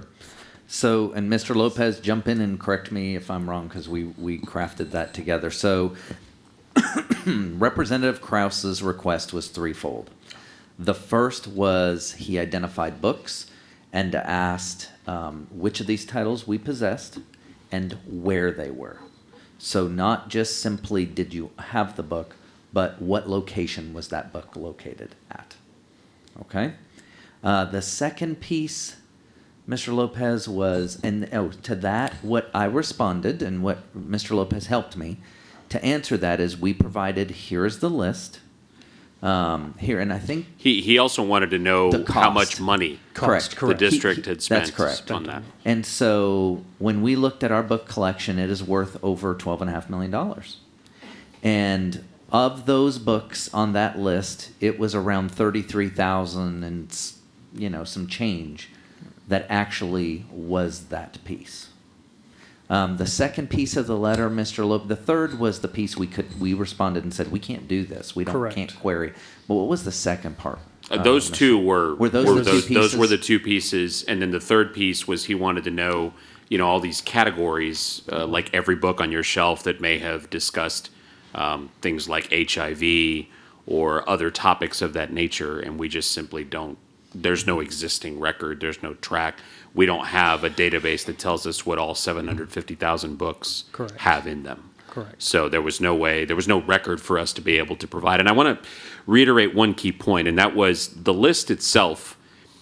All that the Northeast District did was respond telling the representative, as Dr. Mike explained, which books were on our shelves. Correct. This wasn't a request that Representative Krause made, and I'm not making a comment on the validity of the list or not. I'm just saying that was not something that Representative Krause requested that the district remove the books. Correct. He just wanted to know which books are on the shelf. Okay. Yeah. So from that, though, Mr. Jarrett, I heard your email that you sent, and can you read that again, please, Sure. if you have that? Just follow up, we need to pull the books from the Krause list and review them. We need to ensure our book collection supports our district guidelines, provide a comprehensive collection that is age appropriate and supportive of all students and backgrounds. Once the book is reviewed and deemed appropriate, then it should be returned to circulation. You are welcome to split the reading of the books amongst various librarians, but we need to make sure we are at least verifying if the book should be on our shelves. Books should only be labeled under review and not removed unless the librarians deem it necessary. So, and I know that a copy of some form of that letter or your email got sent out and then circulated around. No, sir, it was not that email. It was not that the email. I say it was the email correct. from a different. It wasn't that email that he's reading. It was a different employee's email. Correct, but the information from that email made it into that memo. That was the basis for their memo, correct? Sort Or of. no? So after the email with that, there was 2 meetings held with the librarians to discuss the practice, and why, and all of those different things, the context. After that meeting, then the email that went to the librarians was more the how-to. So with very little or limited context on the front end. And so that I wasn't at that particular meeting, but there was 2 meetings held in that discussion point. Okay, so I think, I mean, I can see how we would get the response we've gotten because of some miscommunication, not understanding the background, not understanding Context, yes. what the context was, what the intent was. And I think we made some missteps in communication on this whole thing and not fully explaining until tonight exactly why we're here and what we're doing. And we have a lot of people here to voice their concerns. So I think the timing of the communication, the timing of doing this and using 400 books off of a list that was already charged emotionally for a lot of people. If this is a normal process for us to review books in our libraries, why did we particularly use these 414? But why did we use this list? Why didn't we just start with the letter A and work our way through Z? And so I guess my question is, if we do this regularly, is it normal to pull all, mass amounts of books, 400 books off at a time, or is it one at a time? Mm-hmm. And so why didn't we go through a process that we normally use instead of jumping and going straight to books that we knew were going to be a lightning rod? Sure. So, Mr. Byer, let me answer a piece, and then Mr. Jarrett, you're going to have to step in. So, why did we focus on this list? In the education world, there's a piece called deliberate indifference. We use this in discipline a lot, where something was reported and basically we ignored it and did nothing. So we had, a politician, right? I mean, that's what he is, send us a list. On that list, embedded in there, was a book that was not age appropriate on one of our shelves. I find it interesting that through all of this, no media ever publicizes the actual content that's within that book. Because I believe if people took the time to read it and think, this is a 5-year-old that could potentially pick this book up, I think they may see some of the concern that I had. So with that, the book was Lawn Boy. Lawn Boy. And so with that, how did it get there? That was a legitimate and honest mistake. I don't believe that there's any librarian out there that is trying to purposefully or with any malice place a book that is not age appropriate. But as Mr. Jarrett stated earlier, this book has there's another book out there with that same title. They look similar in nature, and it was sent and somehow landed on that elementary shelf. For a child to potentially pick that up with some of the description, we heard from some young people tonight in our schools that talked about that's age, that they are mature and so forth, correct. But at that point, the parent also has a right for a younger child to weigh in on whether they want access to that. Why there? Because I didn't want to look like I knew there was a problem and do nothing. And so we looked at what was there because, well, that's what somebody said. So let's take a look because, gosh, I have Little Black Sambo that, again, was there malice? Absolutely not. I love the 2 young people that are recent graduates that said, I don't think any of you up here are bad people. I don't think any librarian is a bad person. That went about their day trying to somehow put the wrong book in front of a child. I think as people make mistakes. Why? Because when that happened, Mr. Byer, as we discussed and what I put in and Mr. Lopez said, what's happening in another district right now could have easily happened here with that one book. That could have focused their spotlight on us. And I did not want yet another agency or politician telling us how to do it when we have the ability to look within, start within, and do it to ourselves. That's it. Now, is this the typical process, Mr. Jarrett? I mean, no. Do we ask our librarians to consistently go through those things? That is correct. Absolutely. But does that always happen? I don't know how busy they are. Again, some of them at an elementary has a collection that's much smaller than a high school. It's a much more daunting task. People turn over, things are done, and what we've learned through all of this is that there are procedurally some things we've got to tighten up on as a school district. Correct. That's it. We need to make certain to sit down, listen to librarians, the gentleman that spoke from MacArthur tonight, listen to our teachers, to our librarians, and listen to our parents, and find some consensus through all of this to reach some agreement on how do we keep moving forward through this? Because I don't believe we've heard the end of this from a state level. I think this district's probably one, Mr. Lopez and I have discussed this, one of possibly more to come. I think you're going to continue hearing from state leaders interested in this piece. Because as part that I left out, and Ms. Huey, you know this, because you immediately, you and I spoke about it, was Governor Abbott's first shot over the bow was not at TEA, but it was at TASB. And when TASB responded with, "We don't even do books, what are you doing?" he got very upset and then sent the next shot over at the Texas Education Agency, who is now out there exercising exactly what he said to do. And there's no indication as to why they were specifically selected. Mr. Byer, you don't know of any. I have no idea Right. why. The only thing from reading the article that came out is there was a process and a challenge that was done, and they don't believe it was done appropriately. Is that correct, Mr. Lopez? Yeah, and your piece? Yes, and one of the other reasons behind it was because they believed that there was books that were on a shelf that were inappropriate for certain ages of students. Because, again, this was never about banning books. This was about making certain that the books that are on the shelf are age appropriate for the people that reside in that building. That's it. Could you also, you're talking about procedures and reiterate that there is a procedure for a parent to request a book to be reviewed? Yes, we have a challenge process that actually. It's okay. Sorry, that goes through the campus level. And if a parent wants to challenge that book to be taken off the shelf, then it includes a librarian, a teacher, I believe a parent, and another entity, an administrator. And then they have to read the book in its entirety, and then they make a determination whether that book should stay on the shelf or not.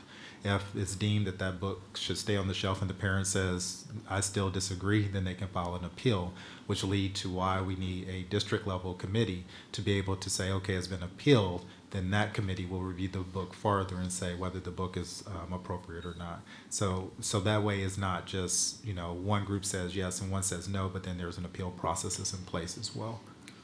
If a parent didn't like that book being on the shelf, is there a way now, or will there be a way to say that parent, that child cannot check out that particular book? We are But actually, other children could. Well, not a particular book, but we are working on a process where a librarian can put a child's name in there, and that it can flag the kiddo to not check out certain level of books. And so we're working on that now. And I think that's what's important. As you design and you work through change, you come up with ideas, you come up with practices, but nothing is definitive. You're building a plane while you're flying it because you're trying to find the best solution to meet the needs of all the end users. And so as this list comes out and different things develop, it's important that we have that collaboration and communication with our librarians because they're our first communication piece. And so as the Director of Library Services visited with the librarians, her attempt was to be able to have that conversation, and maybe the doors felt a little closed, I'm not sure. But in essence, our goal is not to shut anyone out or to close the voice of parents or teachers or especially our librarians, because we have to build this system together. Because if it's new, then it requires a different lens from every perspective to be at the table. And so I think it was delivered in the sense that there's a plan that we have in place, but a plan means it's set and it's not able to be changed. But we're talking about a process that has to be developed and evolved over time that includes mistakes, errors, and opportunity for improvement. And so with the librarians, I know they've all they've made the conscious decision to take this task upon themselves to really vet their libraries because they know what belongs in their schools and their age. Do they, in general, do they have resources that they are able to use to gauge what's appropriate? And I know it's not necessarily black and white necessarily, but to give them some guidance. Yeah, they have different review tools. I don't know the names off the top of my head. There was one mentioned in one of the publications that went out, and they reviewed one of the that. articles. And one of the things we also started talking about, and again, we're learning, is there some key words in those reviews that don't say explicitly what it's going to have. So it may say intimacy versus sex. Right. And so intimacy could be a charge word that says that this is an adult, but it does label it such. And so what we're trying to do is create a section in the library so that it's still appropriate for kids to check out, but is also identified clearly so kids understand that this could have some material that may be a little bit more for a mature audience, but it's not censoring it from kids having access to it if they're age appropriate. Sure. And I think we touched on the idea of process and policy, and we have local policy EF that talks about contending whether a book is appropriate for a specific student or parent. And I think we need to do a good job of making sure we're following these policies. And if we have a process that we go through on a regular basis to review books, that we're continually doing that. And that process may evolve. And obviously we're finding that out through this particular situation. Yes, sir. But just, it's the proverbial painting of the Golden Gate Bridge. Once you get down to one end, you go back and you start over again. And so with 750,000 books, that's not an easy task. You mentioned the committee that is in the works, I guess, to be formed. I assume that's an ongoing, or when we might see some information. I don't know that it'll come back to us, but when that might be rolling out. And Mr. Byer, something, as people were talking, I was jotting down some things. One of the things that Mr. Jarrett or I didn't cover is, we're taking a real hard look at EF, and we're going to have to come back with some changes for you all to consider. Sure. One of them being, and just tighten up some processes. So, as Mr. Jarrett discussed, right, if a book is challenged at a school, and then that committee determines that it's appropriate, but the parent still says, I want to challenge this, it comes to the district level. See, that's where we need, do we have that piece? Sure, but do we have a process for how people are selected? No. So we need to tighten some pieces up in that and make certain that, because one thing that I've learned through this, and I've gotten a lot of emails that are really just like, I want to be involved in this. I think this is interesting. It's appealing. How do I get involved? Right. So it's that making sure that one, there could be a lot of people that had no idea we even had a district committee that comes together that reviews challenges. So there's been some exposure to it. So now you're getting some people that, I'd like to be a part of it. So now how are we going to go about picking and engaging those people as we move forward? Because it just shouldn't be, they contacted me first. Sure. Again, if we're really going to be, we need to try to be as inclusive as possible as our entire community. The last couple of things I have. One, I do have some concerns about the notification and Skyward for parents and students. I think at some point there might be I don't know what this is. I don't know what this looks like. I could see where there are certain students that might be uncomfortable with their parents knowing that maybe they're looking into a subject that they're not 100% sure about. And so I don't know how there would be a way that you could either opt in, opt out, have some controls on that. Maybe it's not an elementary school thing, but maybe it's a high school thing. I think we get into a situation where as kids get older, they might be trying to explore different things that they may not be ready to talk to their friends about. They may be ready to talk to a counselor about or a parent, and to give them the flexibility to be able to see that without somebody immediately knowing. I think there might be some value in that, and something that I think might want to look into, to kind of see how that system might work. Whether it's just an on and off, I don't know. I have some concerns about that. And then I guess the last thing I have is kind of the what's next. I mean, we've started with these 400 books, and so and they're returning to the shelves, or can we, the ones, I mean, they're available. I just want to reiterate, you can still see them in the, I'm going to say the card catalog, but it's not a card catalog anymore. It's still in the system, so you can check it out. But what truly is next beyond this? Yeah, again, it's still continuing the vetting process, as Dr. Micah talked about earlier. This is not something that happens overnight. I think this is a process that we have to make a long-term commitment to, in the sense of really reviewing our young adult and our adult books and making sure they're on the appropriate shelf. Many of our books are more than appropriate. They're on the right shelf, and they're available for any kid. They're historical text or whatever the case is. But when they say young adult or adult, then I think we have to do our due diligence to make sure that they're not sitting on an elementary campus, or perhaps maybe they shouldn't be sitting on a middle school campus, or even at a high school campus. Are they located in the right place? I think that's our next step, and we're trying to figure out a systemic way to do that, because we know that our librarians are extremely busy as well.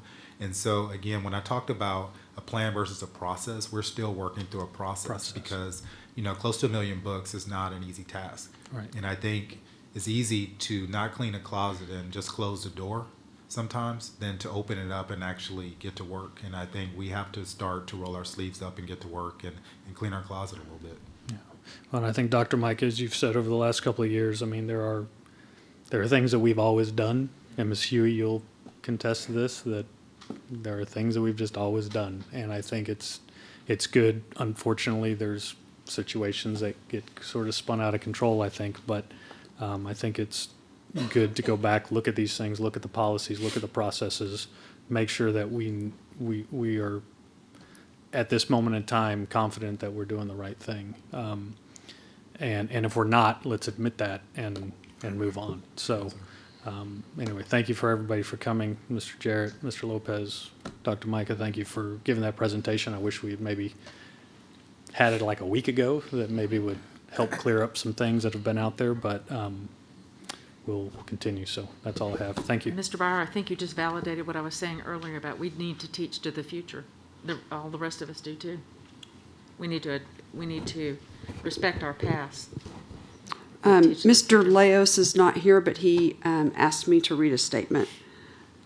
Books have always been a part of my life, especially growing up. I firmly believe in the power of words and the empowerment books have on us. It is my belief the NEISD should not have turned over the requested list to Rep. Krause. Representative Krause does not represent NEISD. Upon looking at the list closely, it is clear that the list was not inclusive and singled out groups of people that are marginalized, specifically people of color and LGBTQ, two groups with whom I identify with. When NEISD handed over the list, we sent out a message to those students that list targeted that we are quick to call judgment without doing our due diligence to determine what the list really was about. While I'm not opposed to ensuring that age-appropriate books are in the correct libraries, I do not agree with doing so at the expense of marginalizing underrepresented groups of people, and do not agree with our quick reaction to the list.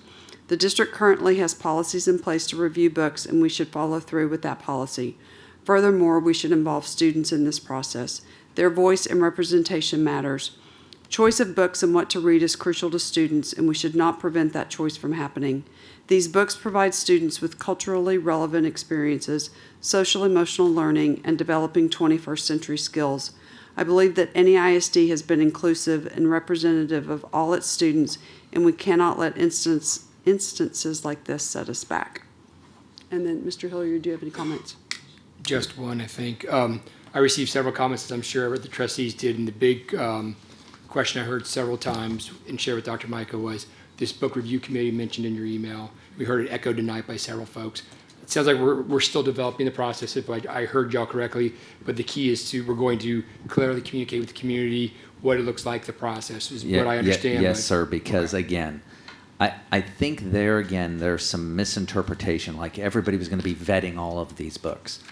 That's why we have librarians. What this committee will be charged with is looking at when books rise up, because I think through all of this, as this continues to go, because again, I don't believe this ends for the state anytime soon. I think you'll see more of these pop up.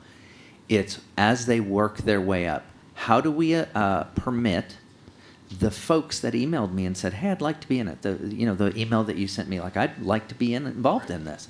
Making certain that, one, we've put out to say, hey, we have this committee, and if you're interested, please let us know, and that we then, two, have a process in which to select people out of that. What that looks like today, I don't know. We are literally starting to build some of these things as we're flying. To Mr. Byers' piece, it's been a certain way for so long, and we need to step back and reflect on it and think, okay, that worked up to this point, now how do we move forward? Because I don't know that we really ever had a book get up to this level. We may have. I've seen a list of some books that have been challenged, but I think it often stopped at the district, or I'm sorry, at the campus level. Now we're going to be moving on potentially to the district level. So what does that look like? What is the charge? And then here are the guidelines that you follow when you're looking at it and reviewing it as a parent, as a librarian, and as a teacher. These are the factors you should consider. Great, thank you. Yeah, I know there was just some clarity on what that was going to look like. And the other piece I would encourage the district, and it sounds like you're already talking about, is how do we get parents involved at different levels? Because they'll bring a diverse viewpoint from across the district, across their campuses, but getting them involved, because I think a lot of them really are engaged and want to be engaged and really help in this, because reading's great for everyone, and it's a great learning tool. So. And again, Mr. Hilliard, that's why the skyward piece, I mean, up to the moment when we flip that switch, I mean, I've had kids now, I've got a senior. I never knew what she checked out from the library. The only way I would have known is to go into her backpack and find it. And to Mr. Byer, I appreciate what you said about that piece. You know, the part of what we've considered through this is, I understand that maybe there's a topic that a young person wants to explore. Maybe they're not ready for their parent to know, right? But the fine line becomes, what if they're checking out books on suicide? You know, where is that line? Where does that line come to where that parent has that, they need to know? Because we certainly don't want to know information and withhold it from a parent that needs to engage their young person in a very real discussion about some stuff. So that's always this balancing act, and it's difficult. But you're right. Look, we need to include librarians and teachers and parents. And remember, I want you to know how, again, you all have heard me say this, but I want to say it we have 7 distinct communities within our community. 7 very different communities. I mean that by high school cluster. So it's not just that we include one, but when we say parents, we really need to look at bringing in that diversity that makes us so strong and making sure our entire community's voice is heard, not just one segment of that community. Thank you, Madam President. That's it. Sure. Okay. Anybody have anything else? Yes?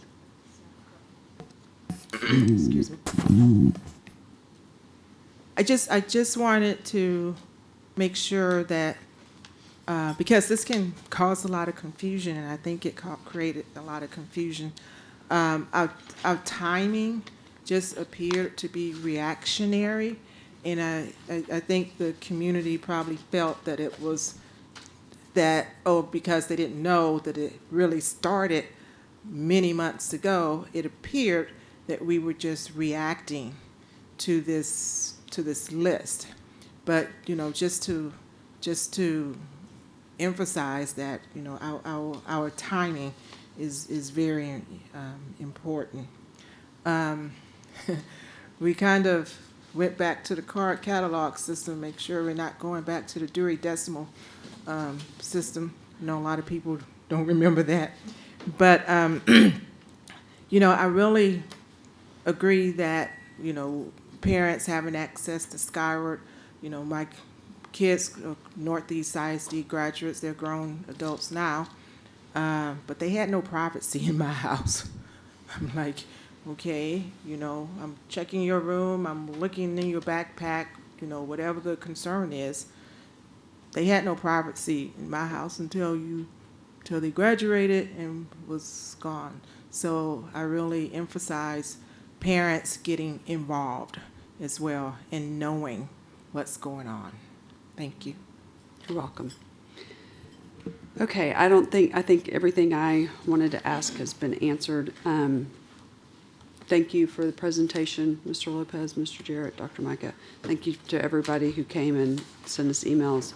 All right, item B, board policy review, update, and review of existing policies, BBD, BBE, and BDD. Dr. Micah.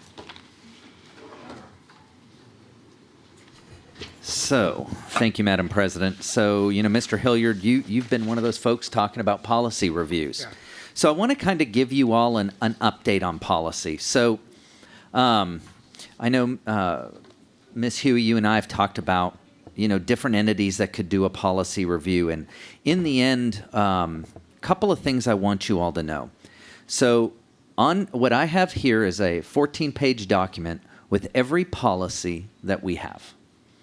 Some of them, if you've ever looked, show that it was last updated in 1990. All right? Yeah. So I did some digging, from an outside person, oh my gosh, you've waited that long to update it. So according to TASB, update means we've made a change. If there has been zero change to that policy, even if we've reviewed it, it will always reflect that date. All right? Now, Ms. Huey, I asked you about that, and I have not yet called him, but I'm going to, because I think that we should be able to, on our own policy page, if it was last updated in 1990, great, but then put underneath it, last reviewed 2021. Furthermore, what I've discovered, and again, Mr. Hilliard, you'd asked me for some policies, and this kind of what put me down this road, is you had said, I don't remember adopting these policies. Well, here's the interesting thing about board policy. So we bring them to you. You all, do the readings, you approve them. Then we take this and we put it in a binder upstairs with Peggy. All right? That becomes the official policy. We then send our changes to TASB. That may take months for them to upload, which I understand. Here's the deal, though. But when they upload it, they don't put the adoption date that you all adopted. They put the date that they uploaded. You see? That's a problem. So I'm reaching out to them to have that discussion because, there's a new executive director. It's a great time to take a look. To your point, let's look at things the way we've always done. Because in the end, think about this, and it's listed in this policy, and I'm just giving you, we're going to go into these, but in the end is that if somebody went online and looked at our policy, and it says one thing, the official version is in my office that's not accessible to the public. Does that make sense? So that's a piece. So we're working through it. But what I did, kudos to my team for taking this on, is so Yvonne, who is Dan's assistant, sat through and went through every single policy. And what she did is, is there just a legal? Because as you know, we don't vote on legal. Legal is legal. So she highlighted those and put them in green. She then listed, for us, those in pink that have a legal and a local. And then in yellow, the legal, local, and the reg. And so what my team and I are doing, and we've met several times now, is we're starting to work through these policies on our own. And we're looking at them we're always making sure that whoever's in charge of it reads the legal, because that's important, that's what it's grounded in. Then looking at the local, is all of this local piece still relevant today? And then looking at the reg to say, are these the process in which we're doing? So we're going through it. So I bring that up because that's what's happening right now. It's been going on for some time, actually, internally. 2 policies. So this little binder here happens to be some of the policies that, you all have or that somehow I oversee. One of them being BBD. All right? So BBD is really talking about board members, training, and orientation. So as I was going through these, I actually asked Mrs. Grona to come in to meet with me. You weren't in trouble that day. But what we did is we met, and I pointed out a passage. Do you want to cover it, or do you want me to read it? So in here, it talks about required training. And it says the continuing education required under Texas Education Code 11.159 applies to each member of the board. So they're just talking about your credits, right? To the extent possible, an entire board shall participate in continuing education programs together. That was a very interesting piece, is that, and it makes sense when you think about it, right? That really as a board, you all should try to attend as many trainings as a unit.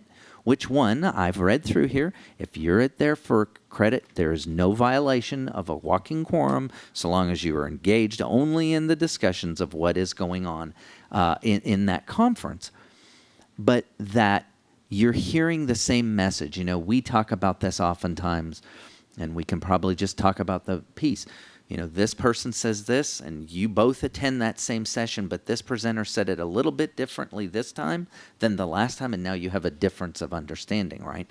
So I pushed upon that to speak to Ms. Grona, because I was like, I did not know it said that actually in legal, that piece of it. So I wanted to bring that up to you. Another policy was BBE, and I apologize, I'm flipping to it. So BBE talks about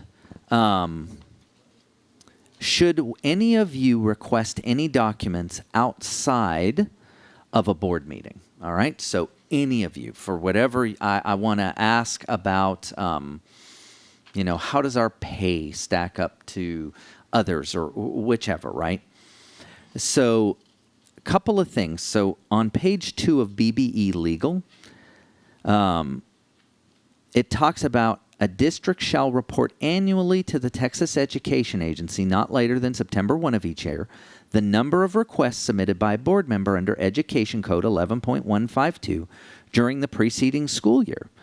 See, I did not know that I actually have to report how many requests that you all have, and then the total cost to the district for that school year of responding. So what I want you to know about that piece is that that cost is calculated using open records piece, all right? So that I have to do it because, look, that's never really come up, and I don't want to start doing that and you all go, what are you doing, without your knowledge. BBE Local, then I read through it. Again, so as a local policy, this is your policy. On page 2 of 2, it reads, requests for records. An individual board member shall seek access to records or request copies of records from the superintendent, who shall respond within the timeframes required by law. Just so everybody knows, the law is 20 business days, all right? When records are provided at the request of an individual board member, identical copies shall be provided to the other board members. I'll be honest with you, I've not done that to date, all right? So starting tonight, I will be doing that. And then in accordance with the law, the district shall track and report any requests under this provision, including the cost of responding to one or more requests by any individual board member for $200 or more pages of material in a 90-day period. So, again, reading through this, it's been pretty enlightening. The last policy is BDD. So BDD is really about our attorney, Mr. Lopez, who's no longer here. And so there is a legal piece, which is not what struck me. What did strike me is your local policy. BDD Local on page 1 reads, individual board members shall channel legal inquiries through me, the board president, or board designee as appropriate. Well, I don't know about y'all, but I think that one needs amending, personally. I think you, and look, it's your policy, so it's your choice. I just bring that up because what that's saying is if you have a question of our legal counsel, you have to either come to me or through Mrs. Grona to get there. And I think as an individual trustee, me personally, you should be able to go straight to the legal counsel that's for the district as an individual. But that's really up for your consideration. So what I want you to know is these are the 3 policies that I brought tonight. I'm sure we'll be bringing many more. And as I read them, I'll be bringing them to you to kind of unpack them a little bit. And I would not be surprised, update 117 is tonight. You'll be seeing update 118 in January. So in amongst TASB's updates that they're doing, we're doing our own internal. It's going to take a while because, again, it is 14 pages. Lots of little space, lots of things to come together. But to your earlier comment, Mr. Byer, Well, we got to and then- keep reflecting. And then with those, then we'd have to go back through the board operating procedure. Correct. To make sure that those are consistent with the policies. So, okay. Oh, yes. So, I'm sorry, Ms. Grona, yes. So, that is BBE. So, BBE exhibit is a document for requesting of information, documents, and records, and then it shows here for office use, kind of, it's been approved, the number of pages. It just creates a tracking document so that we all know what's happening here, right? So,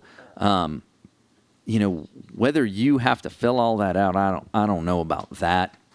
But this piece here about giving this piece at the back end, asking for here is the cost, it's approved, here's the number of pages, is just to help you all know what's going on so that I don't know over time how many you'll request, but at least you have a record then of knowing what you've done.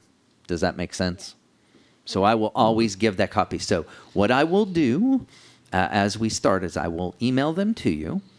And then, I will always put on there, or try to, and if I forget, just remember, just don't respond to it as a group. It's just for your information. What I'll do is list the board member who asked for it, so that everybody knows Mr. Byers asked for this, or Ms. Huey's asked for that, but it'll still go to all of you. Make sense?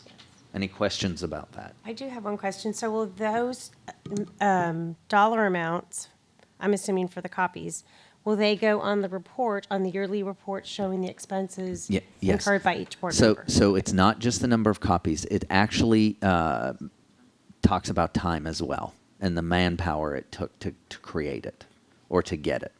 Does that make sense? Yes. So is then that split up between the 7 of us, or is that specifically No, for the it's requesting of that? specific per trustee, Okay.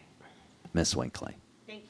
It is not looking, so this is one of those times where you're not looked as a group. You're looked as an individual trustee as to what you're requiring. I am aware of some of the history on that, on BBE. That came about because, actually it happened in a neighboring district and another small district, where there was a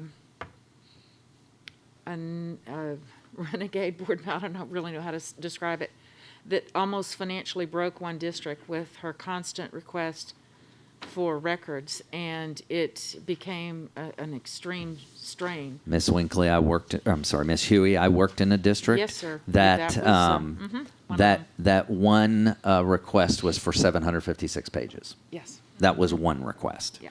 So yes, that does happen, but And that is where the legislature did step in and give us a hand on something Sure. in a positive way. And for your consideration at the end of this meeting, where you all can place things on the agenda, I would like, if you wish to make a change to BDD, where it goes, that allows you to go, you will just need to request that item be added and that an amendment be done, and then we can bring it to you at a future meeting.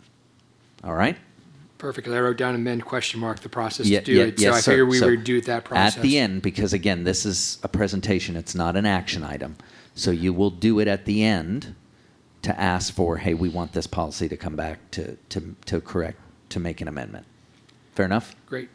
And Mr. Scrum, can I ask 2 questions real quick? Just so, Dr. Mike, if we ever do a request, if it hits a certain limit, is there a way for you and the staff to say, just so you're aware, this is going to be significant? Because sometimes, like I've asked for a certain, one piece of information, like those 3 policies. Sure. I figured that was going to be 10 pages of information in an hour of work. But you might go, Mr. Hilliard, that's 100 hours and 500 pages. You realize that before. Are you sure you still want to go with this request? So that we Okay. have an awareness, so we don't unintentionally Sure.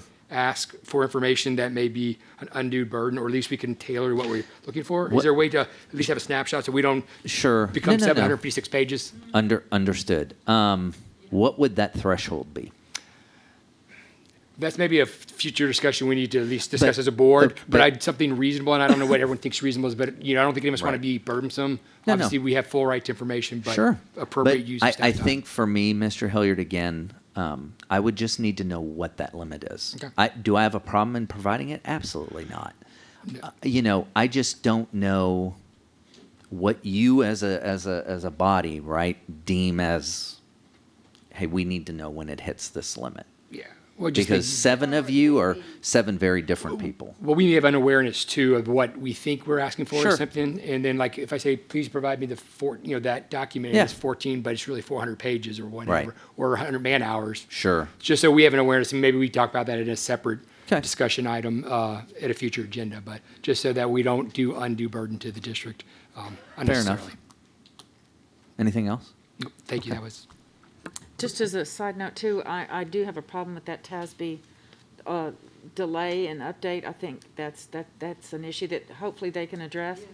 But at the same time, I am so grateful for TASB Policy Services because as the old one on the team, I can recall as a brand-new trustee, one of the first things that happened was a huge delivery at my home of board policy.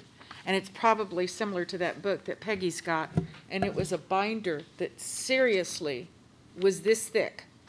And it didn't close down. It was that thick all the way through. And every time we got one of these policy 117 updates or whatever, we were given paper, the pages to go into our notebook and replace the old policy with the new policy.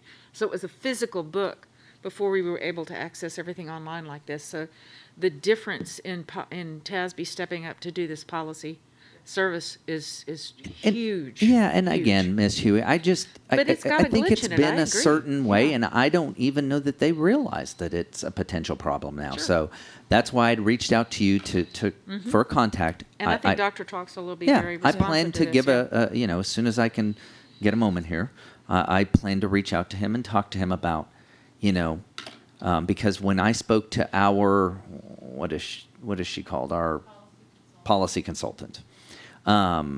She's like, well, we're getting ready to make this change, and you can create a separate spreadsheet that then you can put a link there that takes somebody. And I'm like, I don't think that's very transparent. That, Mr. Byer wants to go when he says, gosh, this hasn't been updated to 1990, but now I have to click on this link at the very bottom of the page that goes somewhere else to a spreadsheet now that I scroll through to find that really had actually been reviewed. So as we're going through it, what they're doing, what my staff's doing, so I brought all of mine to them, is we're putting it on our executive staff agenda with the policies so that we know we reviewed them at X date. And so that way then, if we can manage a system to adapt it, then we can go in there and start to make that at least that they've been reviewed. No changes. We haven't changed a single word, but that at least we've reviewed it. So I'd like to offer, as our new TASB representative,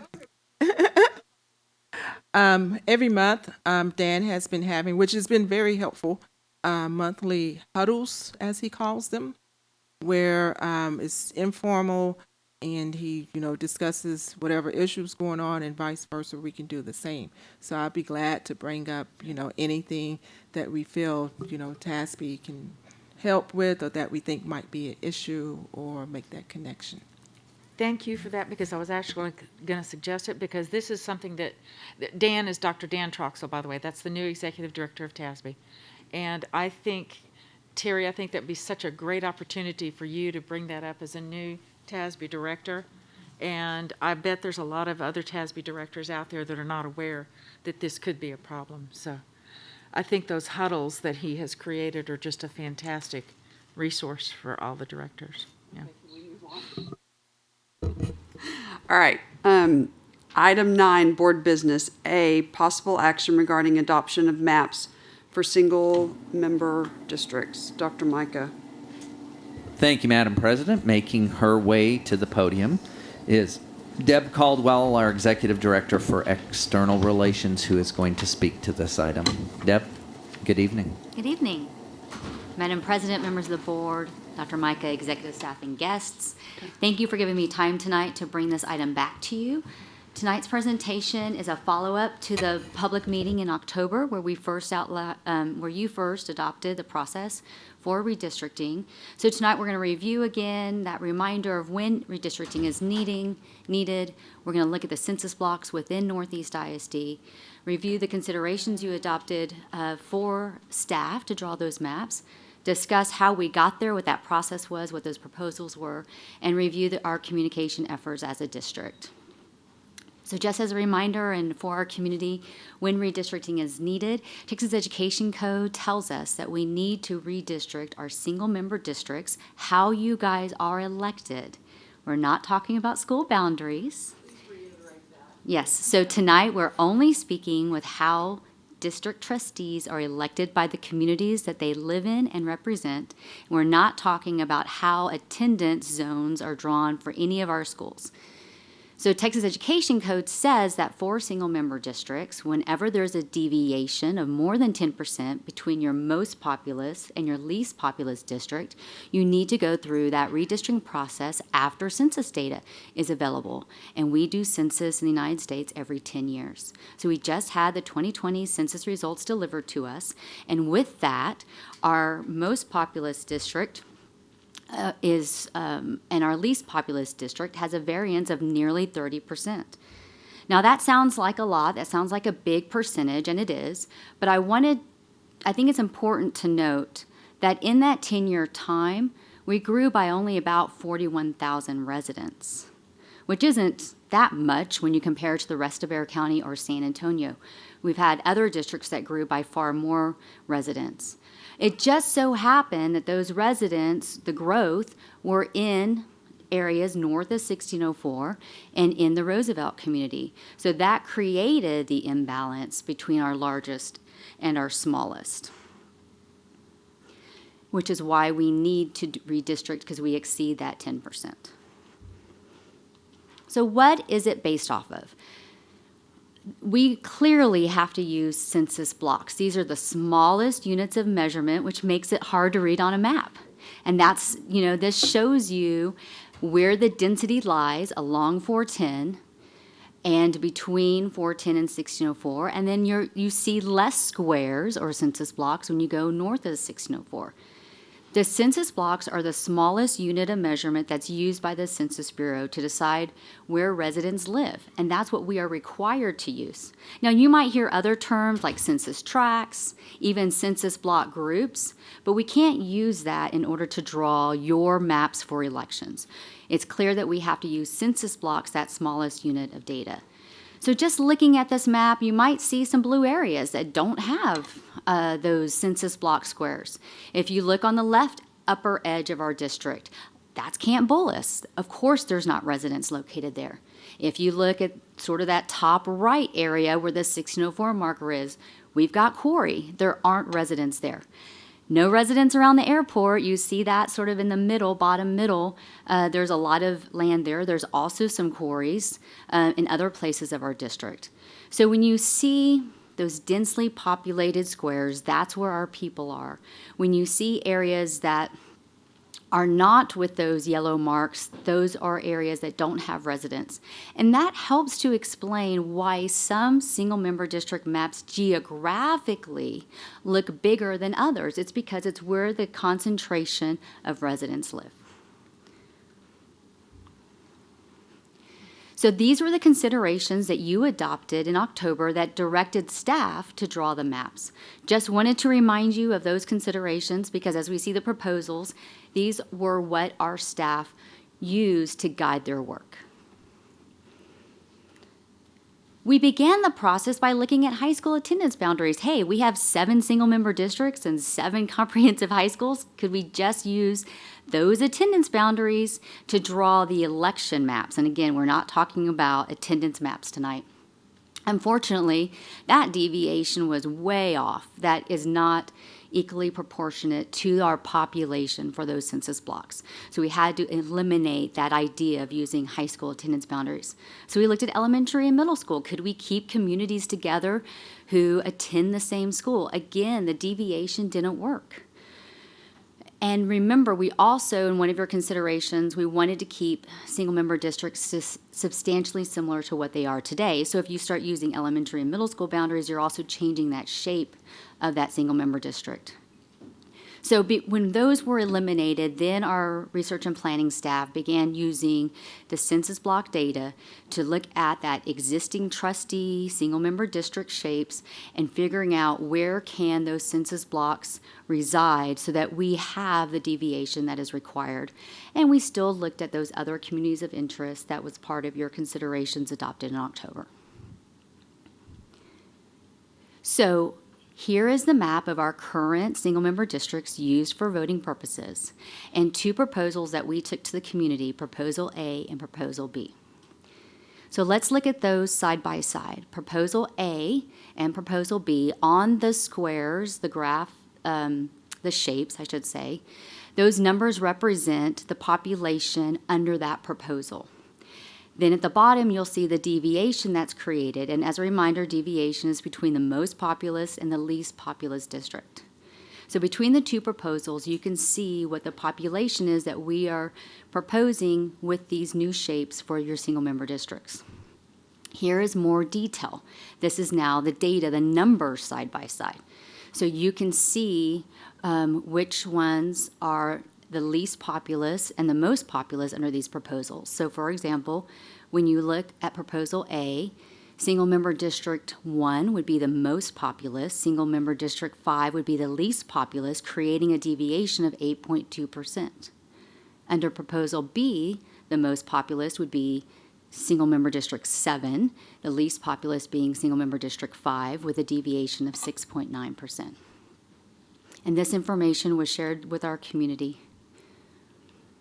So let's look at just Proposal A, the map and the data. Same data and same map you saw on earlier slides, but now you can see for Proposal A all the information together on a slide. Proposal B, all the information together.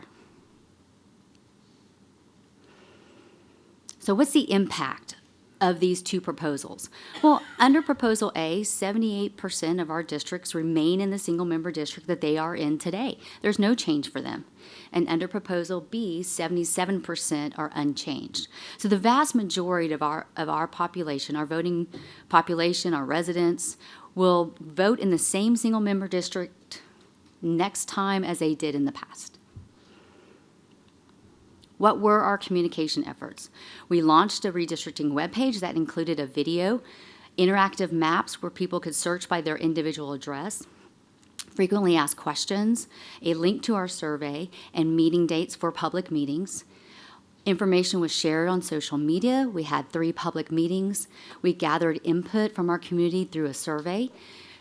Dr. Micah and his superintendent's message talked about redistricting, encouraging people to take that survey.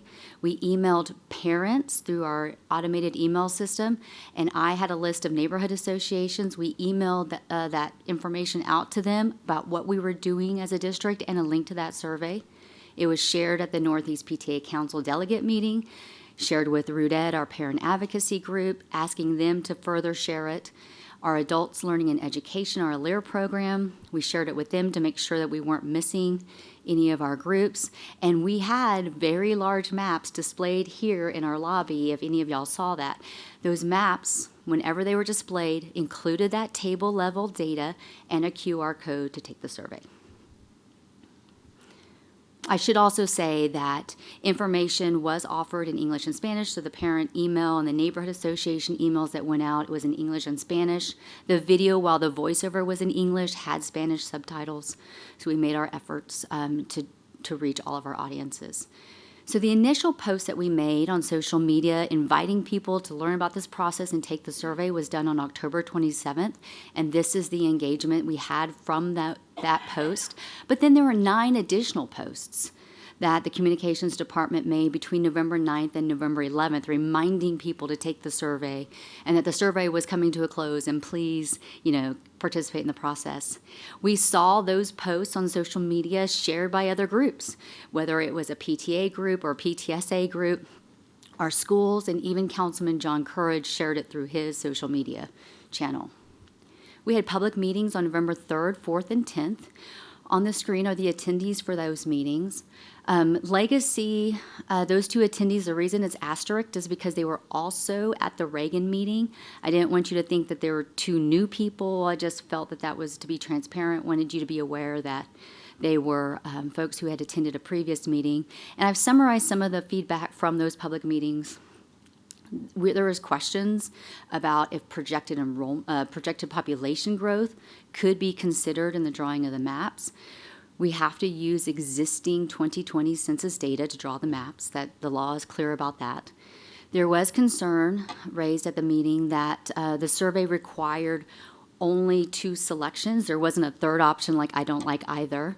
So that was something that was raised, and I'm going to show you how we address that in a little bit. There was questions on if the board could ask for an option C, and we said, this is y'all's process. Whatever you guys decide to do is your process. There's questions about who makes the final decision on the maps, and of course I said it's the Board of Trustees. And we got questions about if school boundaries were considered, and I've gone through that. So this is the results of our survey. We had it available from the end of October through mid-November. We had 217 responses in total and 167 comments. So when a comment said, I'm voting for A, but I don't like either, something along those lines, any variation of that, we removed them from the tally. So what you see on the screen, the 90 for proposal A and the 123 for proposal B, deletes 3 responses from proposal A and 1 from proposal B. I provided to you guys in your packets a survey of all the results of all the survey with the comments, and the comments were highlighted that we removed, that are those 4, just so you knew what I considered and what we considered as didn't like either and was removed from the tally. So when do they take effect? As a reminder, this is what we discussed in October, that the May 2022 election would use the maps for single-member districts 2, 3, and 7, the new ones, and the May 2024 election would have the new maps for single-member district 1, 4, 5, and 6.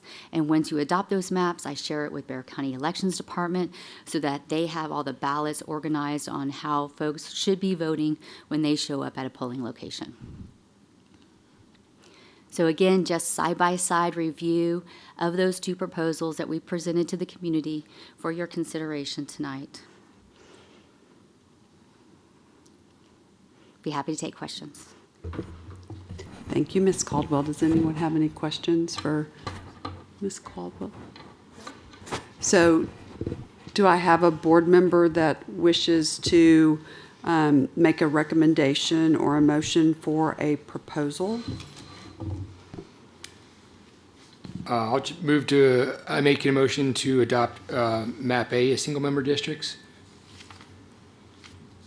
Okay, do I have a second, and then we can have discussion? I'm sorry, did you say MAP A? I said MAP A. Oh, okay, all right. I just want to make clear, I'm trying to make, okay. So I think I need a second before we can have discussion.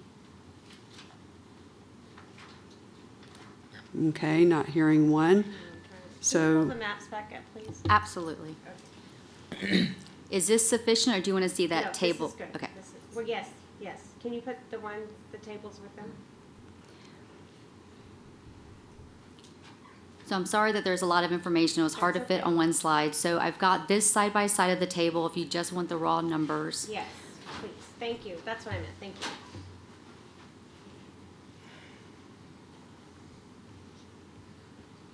Do we need another? Well, or we can, motion? Or we can just have discussion if somebody wants to talk about, if they have any comments about it. So that motion didn't, That motion dies? that motion died because I didn't have a second. I'm trying to make notes. Thank you. I want to get a motion so we can have a discussion about it, because I know there's pros and cons to both of the ones that were presented, and that's what I was trying to get started. Yeah. Actually, it dying. No. Understood. Well, I was just going to state that I prefer proposal B. It appeared that most of the respondents on one of your slides, it looked like it was 123 or 58% that also preferred proposal B. This is the slide you're referring to, Mrs. Williams. Yes, yes. I know I'm one of the ones that will be affected in the upcoming election, so I'm okay with the majority selecting proposal B. Yeah, and I think as I recall from the comments that we were given, that the main reason for that was the less deviation, the 6.9%. And I think that's an important factor. So growth cannot be considered in these? We have to use census data as it's Current- reported. Even though I don't know that that's that much of a factor right now for us. But when you do look at that side-by-side table,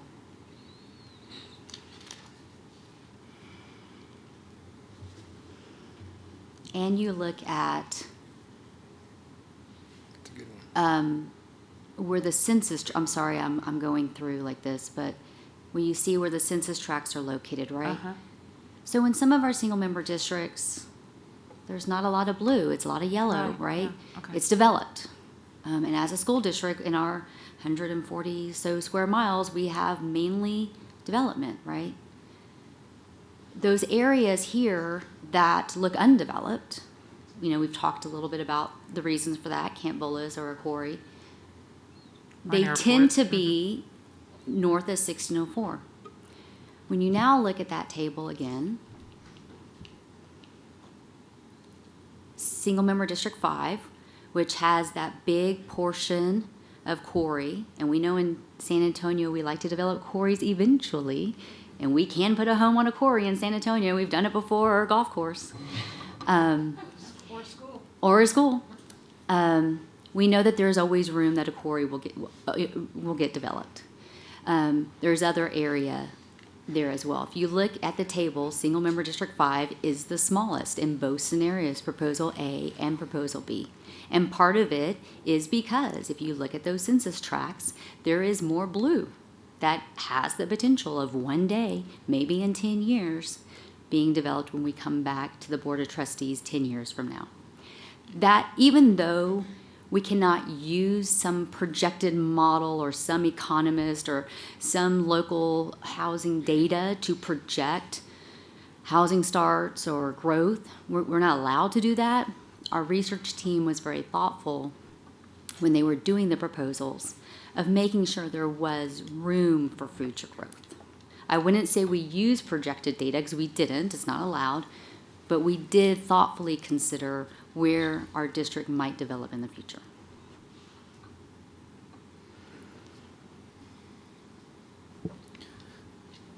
And say, if I may ask, Mr. Hilliard, I know since you threw out one motion, I was curious if you had a specific reason why Proposal A might be your recommendation. I did, to answer your question.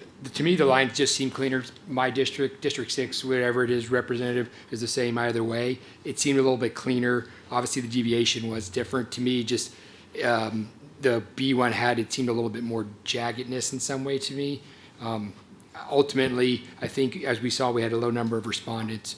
I think most people, they don't always understand the difference. They more identify with clusters of high schools than they do the single member districts, although but to me, it seemed cleaner. 78, 77% were pretty close as far as the same for the voters staying the same. But It just seemed a little bit cleaner to me was the biggest thing. Obviously, we had 90 and 123 comments. Is that correct, Mrs. Caldwell? So 42-58 split on the comments.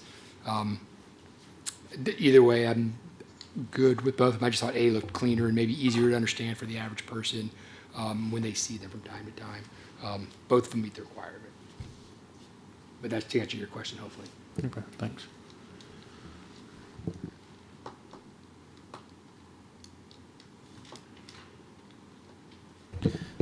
Ms. Caldwell, for the folks over at the meetings that were asking about the projection information, were you able to explain to them that we can't, you can't use that? And they understood that. Yep. I said we absolutely are not allowed to use any sort of projection data. Yeah, and there were a handful of comments about a third option, another option.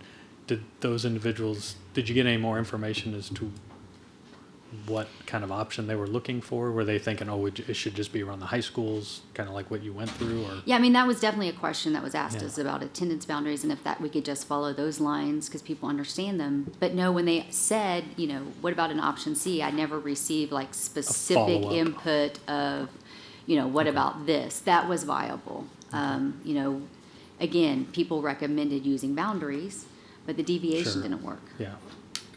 Can I follow that up? I used to the high schools were way off, but was the middle school anything close to 10%? And then do some cutouts from there? Or how close were the middle school or elementary school clusters to that 10% over? Do we have an idea? 20 to 30. Okay, so significantly over as well, then in addition to high school. Okay, it wasn't close to the 10%. Okay.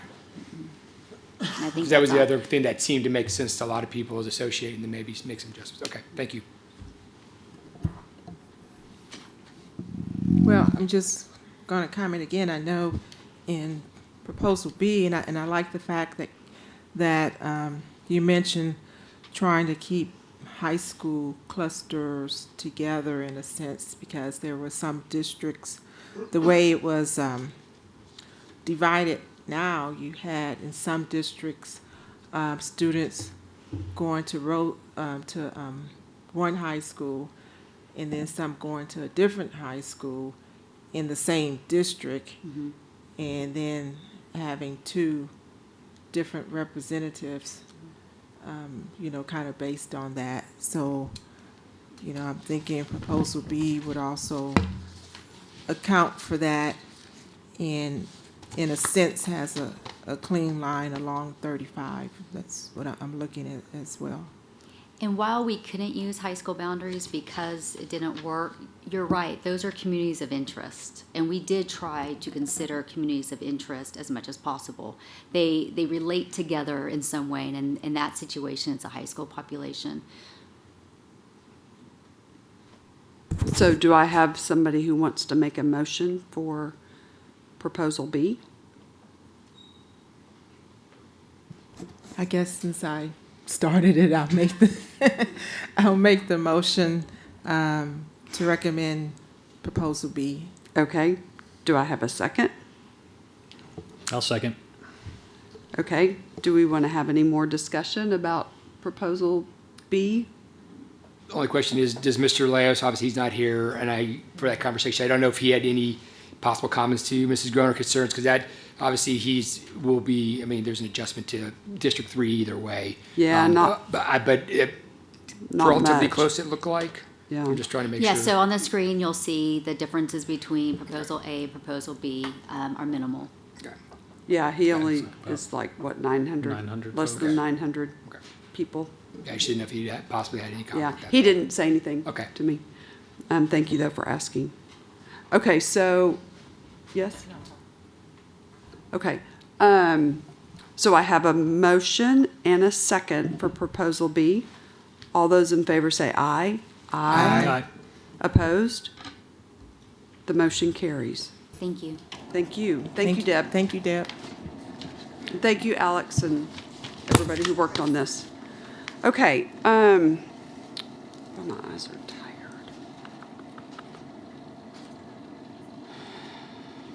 Item 10, new business for possible board action A resolutions. 1, possible action regarding Mentor Month. Ms. Chancellor.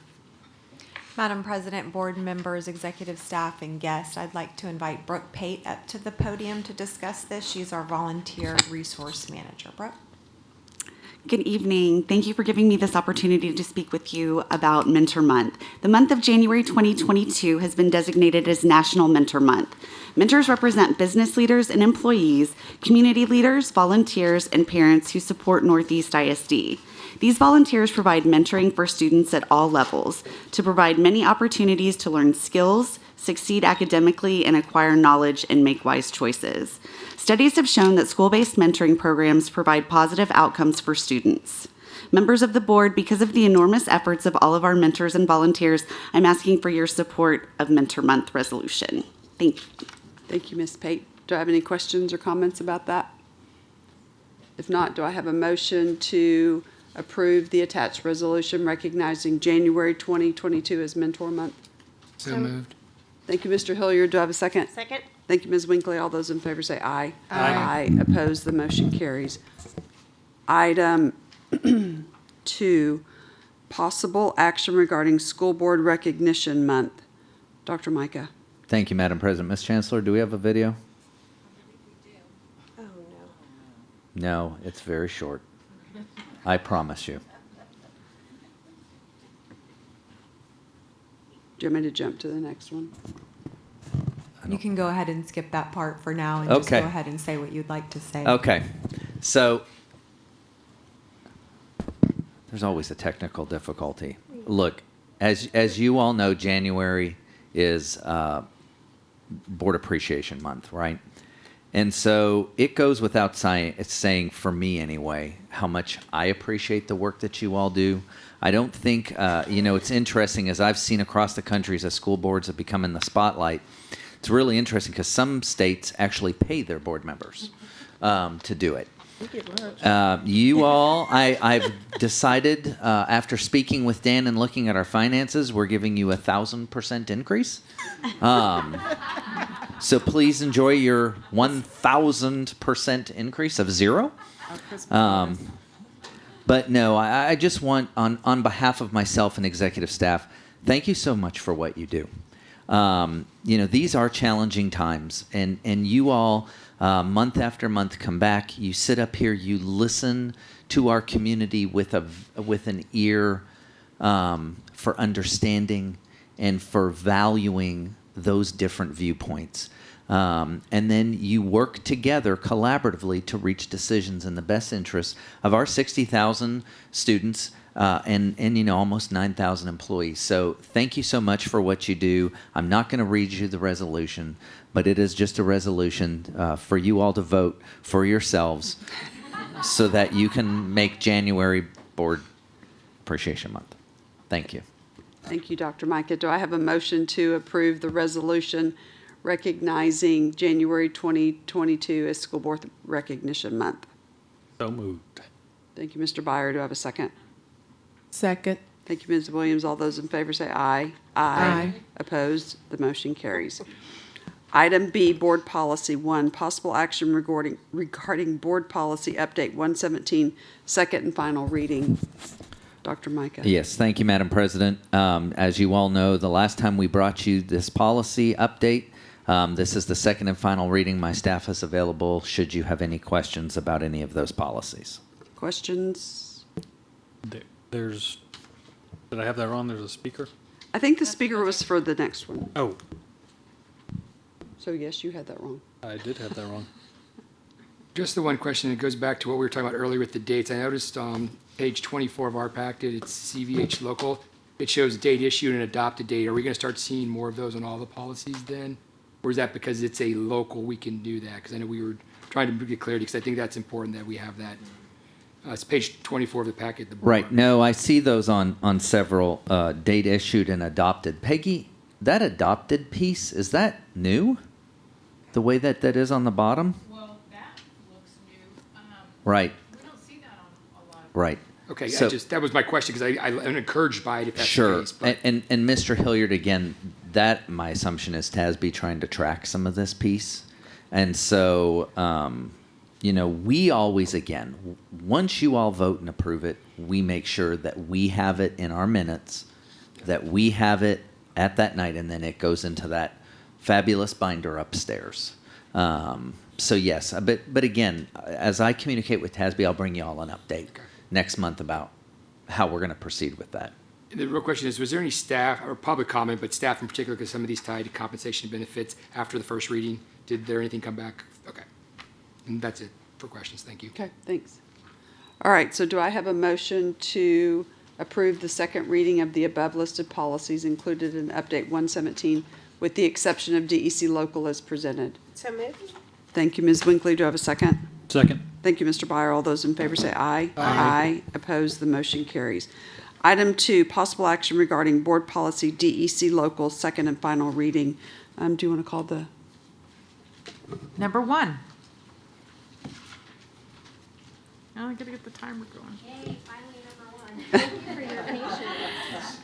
Good evening, Mrs. Grona, trustees, and Dr. Micah. My name is Yvette Milner, and I serve as the Regional Membership Specialist for the Association of Texas Professional Educators here in Region 20. On behalf of the nearly 700 ATPE members in Northeast ISD, I want to speak to you regarding Agenda Item XB2. ATPE urges you to go beyond the requirements of statute and make mental health leave after a traumatic event available to all employees, not only peace officers. This would be a proactive demonstration of concern for employees' mental well-being. We urge you to focus your efforts on such initiatives. Doing so will help the Northeast community meet the very real challenges it is facing and prevent politicians from turning Northeast educators and students into pawns with cultural war investigations designed to rile up primary election voters. ATPE believes school board trustees like you are already doing an exemplary job of working with parents to address such matters at the proper level in the local community. We ask that you keep your efforts focused on the true challenges of educating our students and supporting our district staff. ATPE is available to serve as a resource to you now and in the future. Thank you for your consideration, and I'm going to leave my card with Ms. Turner. Thank you. Thank you.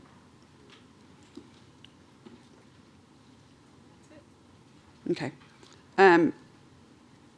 So this is the second and final reading of DEC local. Does anybody have any questions or comments about this?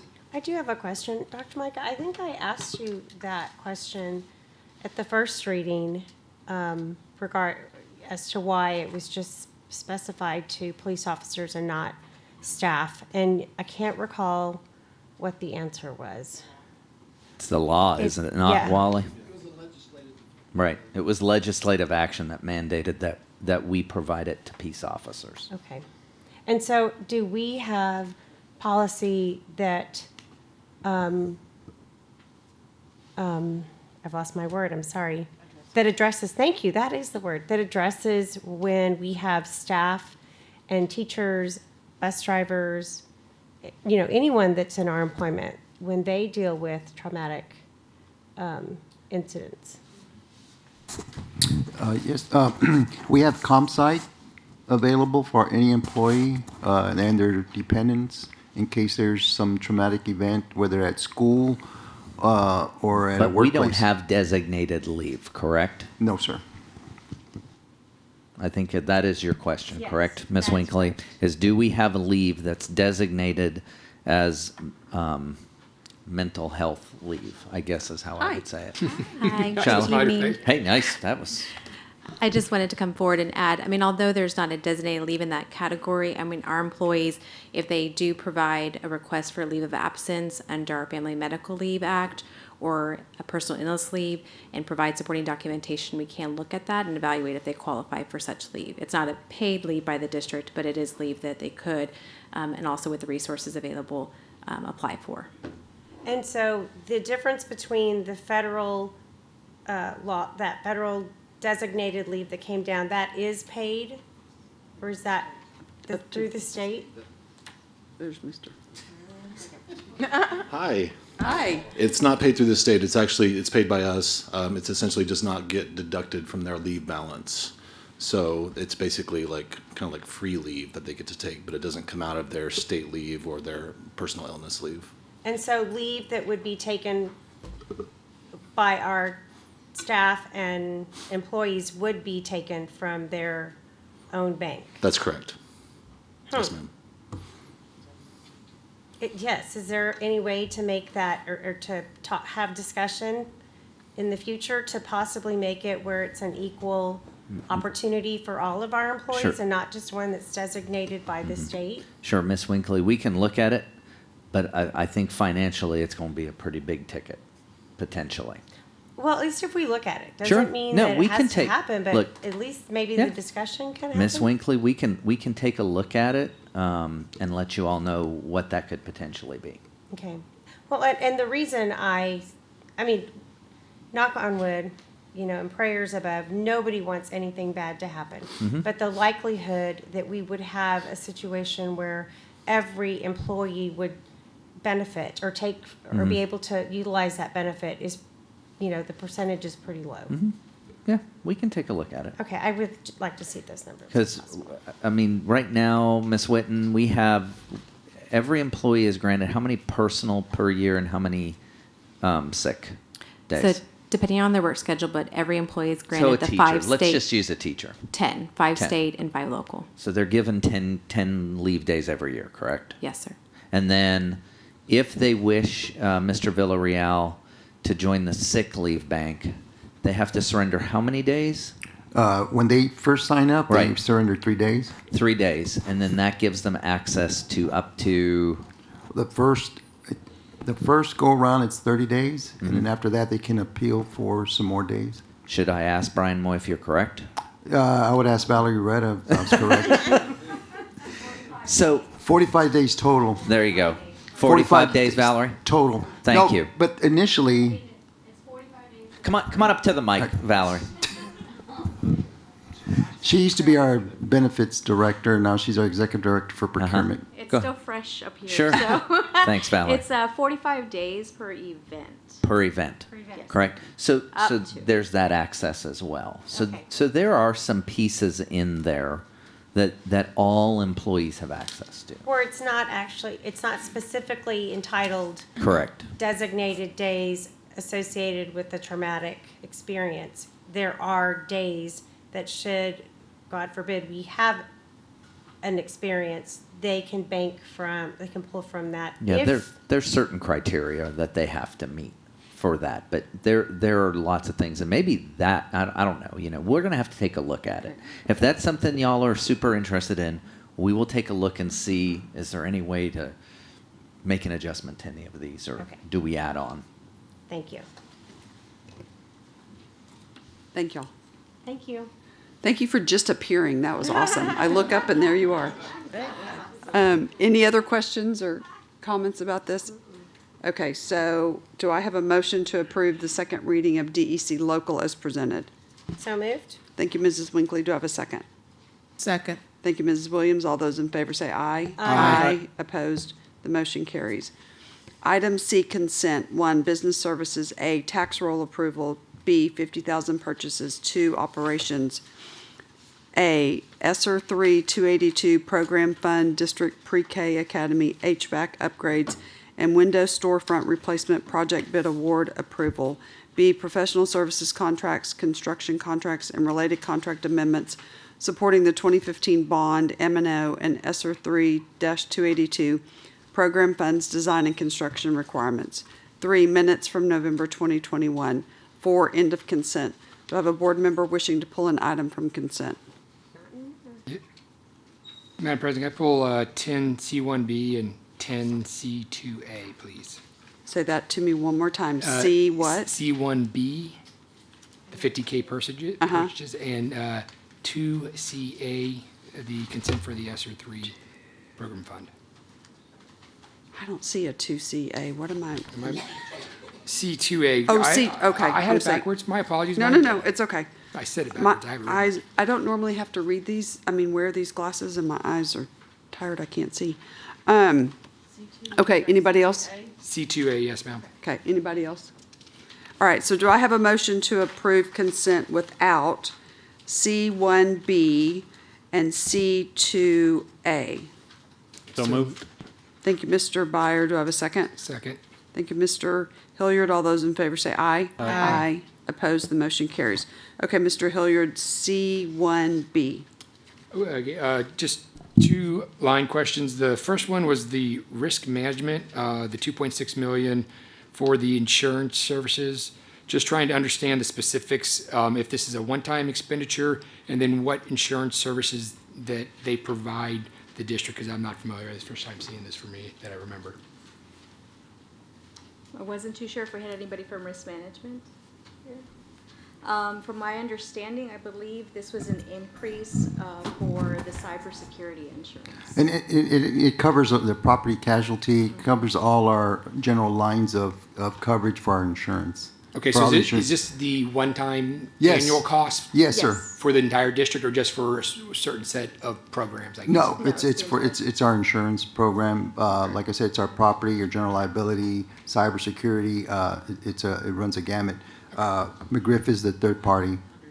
Okay, so they're the insurance underwriting for the Yes. district? Okay, and it's a one-time annual? Yes, sir. payment. Okay, thank you, that answers that question. And then the other one, under curriculum instruction, MPS, just trying to figure out their full name, but what type of instructional materials did we purchase? And is this a reoccurring purchase or just a one-time purchase? Which is right under the risk management, was my other question. Let me check with curriculum on that one. I know we brought to the board 75,000 in August, and as we've been spending with the ESSER funds and whatnot, we've been accumulating. And this 175 is an estimate of what we expect to spend for the rest of the year. In the rest of the academic school year? Academic school year, yes, sir. Okay. Yeah, just trying to understand what the purchase process is and what instructional materials we're getting that we didn't already approve. Right. I can get some further information on exactly what instructional materials for you. Okay. And is that going to impact the ability for y'all to move forward and have any impact on instruction starting in January if we hold this till the next meeting? Does anyone know that question? Right now, I don't see any POs in the queue that we're holding for that, but I don't know if they're planning on processing anything in January. I can check, though. Mr. Jarrett, do you know that answer? Who is it? Elementary or is it secondary? I don't know if Ms. Gutierrez or Ms. Diaz are here. Do y'all know what those are? MPS. Those are some of the questions that I had. That's what I'm Yeah. trying to figure out. What exactly are we purchasing? And that's the information that I was looking for. It says it's awarded on multiple bids. It is awarded on multiple bids. There's 175,000 Yeah. instructional materials. I don't have the full name of it. I'll have to come back with that. Okay. Let me figure that out. Okay, may I ask, what is your concern with this particular line item? That wouldn't allow you to.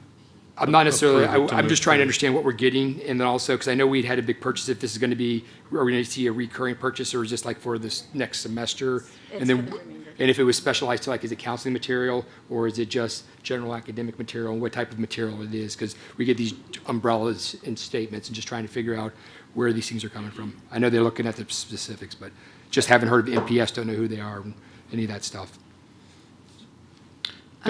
Ms. Huey said she also had something under this item. Could we maybe let her ask her question while they're trying to determine that? Absolutely. Before we, okay. I think mine's pretty easy, and it's on the STEM Academy one, the $82,000 for the anatomy image table. We have a NEEF grant for that also, so I didn't know if this is in addition to the NEEF grant. No, that's for the NEEF grant.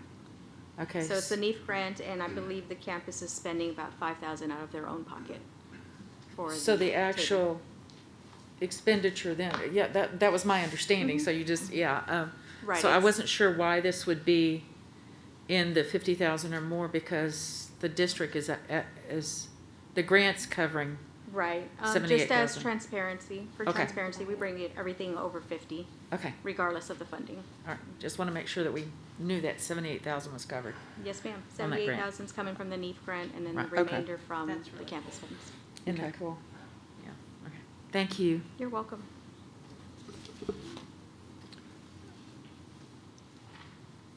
Okay, so. Mr. Jarrett, you know what MPS is?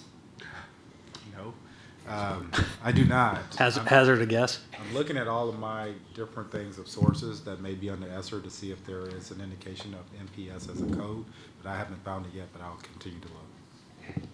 Okay, My so- question can be, can we get a follow-up for the information? Yes.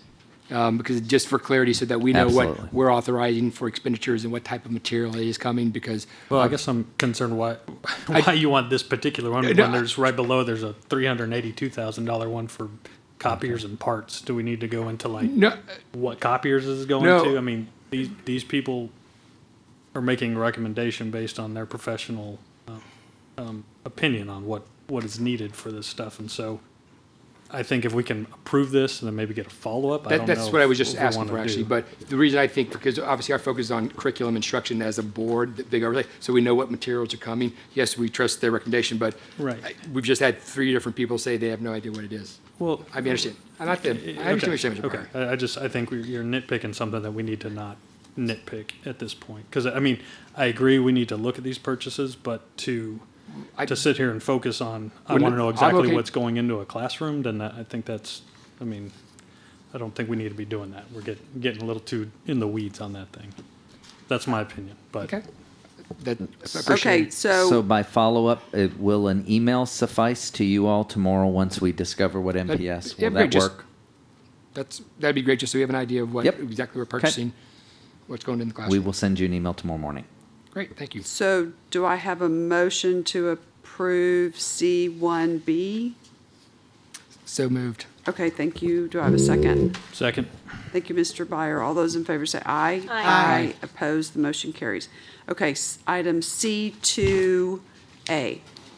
Madam President, I'd like to call Mr. Gary Sullivan to the podium to address this issue. Okay, what is your question, Mr.? I just had the one question is, I know we had a discussion earlier in the year, but just wanted to confirm, this was one of the projects that was required to see, we seek TEA approval prior to expenditure, right, all the construction under the ESER 282 codes and all that, and we got the TEA approval for this $15 million or whatever it is, I'm sure, just want to make sure.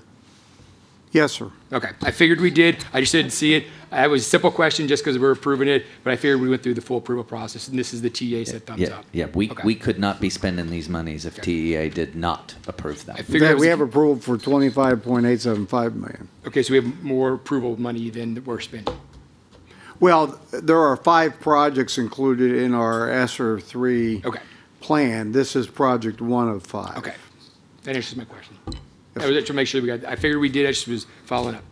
Since you did ask a question, I would like to take this opportunity to just introduce the architect, Mr. Scarnato from DeMumber Scarnato, and Good evening. and the most important person on the team, Alejandro Gonzalez, who is going to be in charge of the project over at West Avenue, and he was also in charge of the previous project to convert West Avenue to a pre-K academy, which they did a great job and finished the day before school started. So, I mean, it was a pretty tough project. So we're very happy that they're on this job as well. Great, thank you, Mr. Chairman. Thank you. Yes, sir. Thank y'all for being here. Appreciate that. Okay, so do I have a motion to approve item C2A? So moved. Thank you, Mr. Hilliard. Do I have a second? Second. Thank you, Mrs. Winkley. All those in favor say aye. Aye. Opposed, the motion carries.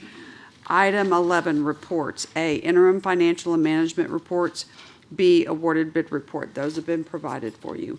Item 12, discussion and possible action regarding board members' request for items to be placed on a future agenda and our request for reports from the administration. Do I have anybody wishing for something? Yeah, I'll move to add an agenda item to discuss them in B, D, D, local as previously discussed this evening. Okay, do I have a second? Second. All those in favor say aye. Aye. Opposed? The motion carries. Okay, Ms. Huey? Dr. Micah, I wonder if we could look at a method for streamlining our matters from the floor sign-in. I've noticed several districts have moved to an electronic sign-in previous to the board meeting with maybe a cutoff time of noon of the day of the meeting. And I wonder if that would possibly help our people who are signing in. They will know, first of all, their order and how many, and that we could then adjust. They could see if the time might be adjusted before the meeting if we know how many people are signing up. This would also give staff, if we have a meeting where we need an overflow room, it would give staff some time to prepare for a large attendance. So to look into it. So do we have to vote on that, though? Is that, yeah. is Do that- I have a yeah. second to look into that? Second. Do all those in favor say aye? Aye. Aye. Opposed? The motion carries. Anybody else? Okay, item 13, adjournment, and the time is 9:57.